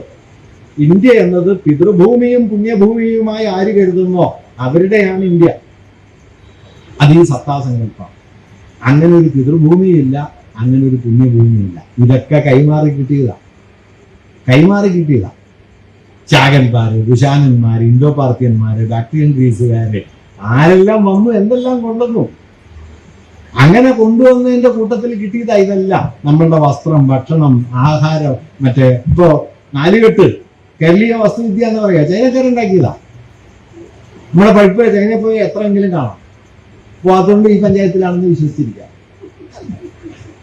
പക്ഷെ വിദ്യാഭാഷ പറയുന്നൊരു കാര്യമുണ്ട്, അമ്പിളി നമ്മുടെ മാനത്ത് വീഴ്ചയാണെന്ന് വിശ്വസിക്കാൻ എല്ലാവർക്കും അവകാശമുണ്ട്. എപ്പോ വരെ? അപ്പുറത്തെ പറമ്പിൽ പോയി നോക്കുന്നത് വരെ. അപ്പുറത്തെ പറമ്പിൽ പോയി നോക്കി അവിടെ ഇരിക്കും. നോക്കാതിരിക്കുന്നതിന്റെ പേരാണ് ഈ രാജ്യസ്നേഹം. മനസ്സിലായോ? ഇത് ഇവിടെ മാത്രമേ ഉള്ളൂ? ഒന്നുമില്ല കേട്ടോ, യാതൊന്നുമില്ല. അതുകൊണ്ട് ഈ മൾട്ടിപ്ലിസിറ്റി, പ്ലൂരാലിറ്റി എന്നൊക്കെ പറയുന്നത് അക്കാദമിക സംവാദങ്ങളിൽ നമുക്ക് വാരി വിതറാനുള്ള ടെക്നിക്കൽ ടൈംസ് ഒന്നുമല്ല, നമ്മളാണ്. പ്ലൂറൽ എന്ന് പറയുന്നത് ഞാനൊരു മനുഷ്യൻ എന്നുള്ള നിലയ്ക്ക് ബഹുത്വമാണ്. എത്രയോ ഘടകങ്ങൾ ചേർന്നുണ്ടായതാണ്. എൻ്റെ ഭാഷയാകട്ടെ, എൻ്റെ ആശയങ്ങളാകട്ടെ, എൻ്റെ ഭക്ഷണശീലങ്ങളാകട്ടെ, വസ്ത്രധാരണമാകട്ടെ, ഇതൊക്കെ ഈ കുർത്ത രീതി ഉണ്ടല്ലോ, ഇൻഡോ പാർത്തിയന്മാർ വന്നപ്പോൾ കൊണ്ടുവന്നതാണ്. അതാ ഇപ്പൊ നിങ്ങൾ വൃത്തിയായിട്ട് ഇടുന്നത്, ഞാൻ ജുബ്ബയായിട്ട് ഇടുന്നത്. അവർക്ക് തലയെക്കെട്ടുണ്ടായിരുന്നു, അത് അയച്ചിട്ടൊക്കെ ഈ ഷാളാക്കി നടക്കുന്നത്. ഇങ്ങനെ അല്ലാതെ ഇതൊന്നും ഭാരതീയമൊന്നുമല്ല. ഇപ്പൊ കേരളീയ വസ്ത്രമാണ് സാരി എന്ന് പറയും. മഹാരാഷ്ട്രയിലെ ബ്രാഹ്മണ സ്ത്രീകൾ കൊടുത്തിരുന്ന വിവരണ വരച്ചുണ്ടാക്കിയിട്ടാണ് നാട്ടുകാർ കൊടുക്കാൻ തുടങ്ങിയത്. അതിന് മുമ്പ് എന്ത് കേരളീയം? കേസിയാരായണം പറയും കേരളീയം എന്ന് പറയാൻ ഒരു വസ്ത്രമേ ഉള്ളൂ, അത് ഒറ്റ ഉണ്ടാണ്. ആണായാലും പെണ്ണായാലും ഈ മുട്ടിന് താഴെ എത്തുന്ന ഒരൊറ്റമുണ്ട്. അത് മാത്രമേ ഉണ്ടായിട്ടുള്ളൂ 19-ാം നൂറ്റാണ്ടില്. മാറുമറക്കലൊന്നും ഇല്ലല്ലോ, അതുകൊണ്ട് ഒറ്റ മുണ്ട് മതി. കേസി എന്നിട്ട് പറയുന്നത് അതിന്റെ പ്രതികാരം തീർക്കാനാണ് കഥകളി വേഷം ഉണ്ടാക്കിയത്. കാരണം ഏതാണ്ട് ഒരു പഞ്ചായത്തിൽ എല്ലാവരുടെയും മുണ്ടുണ്ടെങ്കിൽ ഒരു കീചകരാവുള്ളൂ. ഉടുത്തേഷിന് അത്രയും മുണ്ട് വേണ്ടേ? ഇന്നാണല്ലോ വേറെ സംവിധാനങ്ങളൊക്കെ വന്നത്. അന്ന് മുണ്ട് മാത്രമേ ഉള്ളൂ. അപ്പൊ ഏതാണ്ട് ഒരു പഞ്ചായത്തിന് മുഴുവൻ ആളെല്ലാം മുണ്ടെടുത്താലേ ഒരു ദുര്യോധനോ ദുശാസനോ ഒക്കെ ഒരുങ്ങുള്ളൂ എന്ന് കേസ് ദളിതം പറയും. ഞാൻ പറയണത് ഇങ്ങനെ ഇപ്പൊ കഥകളി നിങ്ങൾ നോക്കൂ. കഥകളിയിലെ മിനുക്കുവേഷം എവിടെ നിന്നാണ് വന്നത്? മാപ്പിള സ്ത്രീകളുടെ വസ്ത്രധാരണ രീതിയിൽ നിന്ന് വന്നതാ. ഹനുമാന്റെ തൊപ്പി ഉണ്ടല്ലോ, ഫ്രഞ്ച് തൊപ്പിയാ. ചാടുമ്പോ കൂടെ ഫ്രാൻസും ഉണ്ട്. രവണാസുരൻ കേസരി രസമുള്ള ഒരുപാട് ഉദാഹരണം പറയുന്നുണ്ട് കേട്ടോ. കാൽമടമ്പിൽ അമ്പുകൊണ്ട് മരിച്ചത് കൃഷ്ണൻ മാത്രമല്ല, കാൽമടമ്പിൽ അമ്പുകൊണ്ട് മരിച്ചത് അഖിലസ് കൂടിയാണ്. യമുനയെ വഴിമാറ്റി ഒഴുക്കിയ ബലരാമനെ പോലെ ഒരു നദിയെ വഴിതിരിച്ചു വിട്ട ഹെർക്കുലീസ് അവിടെയുണ്ട്. മകനെ ഉളിയെറിഞ്ഞു കൊന്ന ഒരു തച്ചൻ പ്രാചീന ഗ്രീസിലുണ്ട്. ഉച്ചവരെ കല്ലുരുട്ടി മോളി കയറ്റി ഉച്ചക്ക് താഴേക്ക് വിടുന്ന ഭ്രാന്തനെ പോലെ ഒരു ഭ്രാന്തൻ യമനപുരാണത്തിലുണ്ട്. മൂപ്പരുടെ പേര് സിസിഫിസ്. ഭാഷ പറയുന്നത് ഒരു മരത്തിൽ കയറാൻ പറഞ്ഞാൽ 2 മരത്തിൽ പപ്പാതി കയറുന്നു. ഇപ്പൊ ഭാഷ പറയുന്നത് നമ്മുടെ കുട്ടികൾ ഇപ്പൊ അങ്ങനെയാണ്. ഒരു കോഴ്സിന് കയറുന്നു 1 കൊല്ലം പഠിക്കും, അടുത്ത കോഴ്സിന് കയറുന്നു വേറൊരു കൊല്ലം പഠിക്കും, 3ാമത് കോഴ്സിന് കയറുന്നു 1 കൊല്ലം കൂടി പഠിക്കും, അങ്ങനെ കോഴ്സ് കംപ്ലീറ്റ് ആവുന്ന ഏതാണ്ട് ഇതുപോലെയൊക്കെ തന്നെ. അതുകൊണ്ട് ഈ ഐതിഹ്യങ്ങളോ വിശ്വാസ വ്യവസ്ഥകളോ മൂല്യസങ്കല്പങ്ങളോ ആരാധനാക്രമങ്ങളോ ഒന്നും അങ്ങനെ ഒരു ജനത ഉണ്ടാക്കിയതല്ല, കൈമാറി വന്നതാണ്. ആ കൈമാറ്റം ഒരുപക്ഷെ ലോകത്ത് ഏറ്റവും കൂടുതൽ നടന്ന ഒരു ജനതയാണ് ഭാരതീയ ഇന്ത്യക്കാർ. കാരണം ഒരുപാട് ആര്യന്മാർ വരുന്നു. അതിനു മുമ്പ് സ്റ്റെപ്പി മേഖലകളിൽ നിന്ന് ആദ്യത്തെ അഗ്രേറിയൻ കമ്മ്യൂണിറ്റി വരുന്നു. അവരാണ് ഇൻഡസ് വാലി ഉണ്ടാക്കിയത്. പിന്നെ ആര്യന്മാർ വരുന്നു. ആര്യന്മാരാണ് വൈദിക നാഗരികത ഉണ്ടാക്കുന്നത്. അത് കഴിഞ്ഞ് പിന്നെ ഇന്തോ പാർത്തിയന്മാര്, ശാകന്മാര്, കുശാനന്മാര്, അങ്ങനെ എത്രയോ വിഭാഗത്തിൽപ്പെട്ടവർ വന്നു. തുർക്കികൾ വന്നു, മുഗളന്മാർ വന്നു, അറബികൾ വന്നു, ചൈനക്കാർ വന്നു. വന്നവരെല്ലാം പലതും കൊണ്ടുവന്നു. അതെല്ലാം നമ്മൾ എടുത്തു. ഇപ്പൊ ചീന മുളക് എന്ന് പറയുന്നത് അങ്ങനെയല്ല, ചീന ചെട്ടി അങ്ങനെയല്ല, ചീന വല അങ്ങനെയല്ല, ചീന ഭരണി അങ്ങനെയല്ല. ഇത് കേരളീയ എന്ന് പറഞ്ഞിരിക്കുക, ഭരണി മൂലയ്ക്ക് ഇരിക്കുക, മുളക് നട്ടുള്ള തിന്നുണ്ട്. ഇത് കേരളീയ എമ്മാതിരി അസംബന്ധത്തിന്റെ നടുവിലാണ് ജീവിക്കുന്നതെന്ന് ഞാൻ പറഞ്ഞു. അതുകൊണ്ട് ഈ പ്ലൂരാലിറ്റി എന്ന് പറയുന്നതിനെ നമ്മുടെ സെൽഫുമായിട്ട് ഐഡന്റിറ്റിയുമായി ചേർത്ത് വെച്ച് നമ്മുടെ വ്യക്തിബോധത്തെയും ആത്മബോധത്തെയും ചരിത്രവൽക്കരിക്കുകയും സമൂഹവൽക്കരിക്കുകയും ചെയ്യുക എന്ന ലാർജർ പ്രോജക്റ്റ് വാസ്തവത്തിൽ നമ്മൾ ഈ ആന്റി കമ്മ്യൂണലായിട്ടുള്ള വർഗീയ സ്വത്വത്തിനെതിരായ സമരത്തിന്റെ അടിപ്പടവാക്കി മാറ്റണം. നമുക്ക് പലപ്പോഴും സംഭവിക്കുന്നത് എന്താണെന്ന് വെച്ച് കഴിഞ്ഞാൽ അതിന് പകരം ഒരു തരത്തിലുള്ള സ്വത്വപരമായ ദൃഢീകരണത്തെ പ്രതിരോധിക്കാൻ മറുതരത്തിലുള്ള സ്വത്വപരമായ ദൃഢീകരണം മതി എന്നിടത്തേക്ക് വരും. അതാണ് ഷിജുഖാൻ നേരത്തെ തുടക്കത്തിൽ പറഞ്ഞത്. ഒരു സ്വത്വധാരണയുടെ ദൃഢീകരണത്തെ മറ്റൊരു സ്വത്വം കൊണ്ട് ദൃഢീകരിക്കാൻ ശ്രമിച്ചാൽ ഉടുത്ത ഭ്രാന്തിന് ഉടുക്കാത്ത ഭ്രാന്ത് എന്നുള്ള മട്ടാവും. അല്ലാതെ ഇതിനെ പ്രതിരോധിക്കാനൊന്നും പറ്റില്ല. കാരണം ചരിത്രത്തിൽ ഞാൻ തുടക്കത്തിൽ പറഞ്ഞല്ലോ, മനുഷ്യരുടെ സെൽഫ് എന്ന് പറയുന്നത് ഫ്ലൂയിഡാണ്. അതിൽ പലതും കലരും, അതിൽ പല പാരമ്പര്യങ്ങൾ വരും. ജാതിയും മതവും പ്രദേശവും വർണ്ണവും ലിംഗപദവിയും ഭാഷാസൂത്രങ്ങളും ഒക്കെ കലരും. ഈ കലർപ്പുകൾക്കിടയിൽ ഒരു പ്രോസസ്സായിട്ട് നമ്മളെ കാണുമ്പോൾ നമുക്ക് മനസ്സിലാവുന്ന ഒരു കാര്യം, ഐഡന്റിറ്റി എന്ന് പറയുന്നത് ഒരു പ്ലൂരാലിറ്റിയാണ്, സിംഗുലാരിറ്റി അല്ല. ആ സിംഗുലാരിറ്റിക്കെതിരെയുള്ള സമരം നമ്മുടെ ജീവിതബോധത്തിന്റെ ഭാഗമാക്കുക എന്നതാണ് വാസ്തവത്തിൽ വർഗീയ സ്വത്വത്തിനെതിരായിട്ടുള്ള ഒരു പ്രതിരോധത്തിന്റെ പ്രധാന വഴി. അതിന് ആധുനിക ഇന്ത്യ ചരിത്രം എങ്ങനെയാണ് ഇന്ത്യൻ ദേശീയ പൗരത്വത്തെ ഒരു എന്താ പറയാ അബോധാത്മകമായ വർഗീയ പൗരത്വമാക്കി മാറ്റിയത് എന്ന ധാരണയിലേക്ക് നമ്മൾ പോകേണ്ടതുണ്ട് എന്നാണ് തോന്നുന്നത്. ഞാൻ ഇതിന്റെ ഒരു ഘടകമേ പറഞ്ഞിട്ടുള്ളൂ. നിശ്ചയമായും വർഗീയതയ്ക്ക് അതിന്റെ രാഷ്ട്രീയ രൂപങ്ങളുണ്ട്. RSSും ഹിന്ദു മഹാസഭയും മുതലുള്ള സംഘടനാ രീതികളുണ്ട്. അതിന് നിശ്ചയമായും അതിന്റെ സാമ്പത്തിക ശാസ്ത്രമുണ്ട്. ഇന്ത്യയിലെ അപ്പർ ക്ലാസ് ബ്രാഹ്മണിസവും ഇന്ത്യയിലെ ഹിന്ദുത്വവും തമ്മിൽ നല്ല കൊടുക്കൽ വാങ്ങലുകളുണ്ട്. അങ്ങനെ ഒറ്റ ഫ്രെയിമിൽ ഒതുക്കാവുന്ന ഒരു കാര്യമല്ല വർഗീയതയുടെ ചരിത്രം. അതിന്റെ എക്കോണമി ഒരു ഭാഗത്തുണ്ട്, അതിന്റെ പൊളിറ്റിക്കൽ പോയിന്റ് വേറൊരു ഭാഗത്തുണ്ട്, ഓർഗനൈസേഷണൽ പ്രിൻസിപ്പിൾസ് വേറെ ഭാഗത്തുണ്ട്. ഇതൊക്കെ പരിശോധിക്കേണ്ടതാണ്. പക്ഷെ ഇതൊക്കെ പരിശോധിക്കുമ്പോഴും ഞാൻ കരുതുന്നത് വർഗീയതയെ സാധ്യമാക്കുന്ന ഐഡിയോളജിക്കലായ അതിന്റെ ലാർജർ ഫ്രെയിം എന്ന് പറയുന്നത് മോഡേൺ ഇന്ത്യൻ സിറ്റിസൺഷിപ്പിന്റെയും നാഷണാലിറ്റിയുടെയും കോൺസ്റ്റിറ്റ്യൂഷനുമായി ബന്ധപ്പെട്ടതാണ്. അത് അഡ്രസ് ചെയ്യാതെ നിങ്ങൾക്ക് സംഘടനാ രൂപത്തെ മാത്രം അഡ്രസ് ചെയ്തിട്ട് വർഗീയതയെ ചെറുക്കാൻ പ്രയാസമായിരിക്കും എന്നതാണ് ഞാൻ പറയാൻ ശ്രമിച്ചത്. നമസ്കാരം.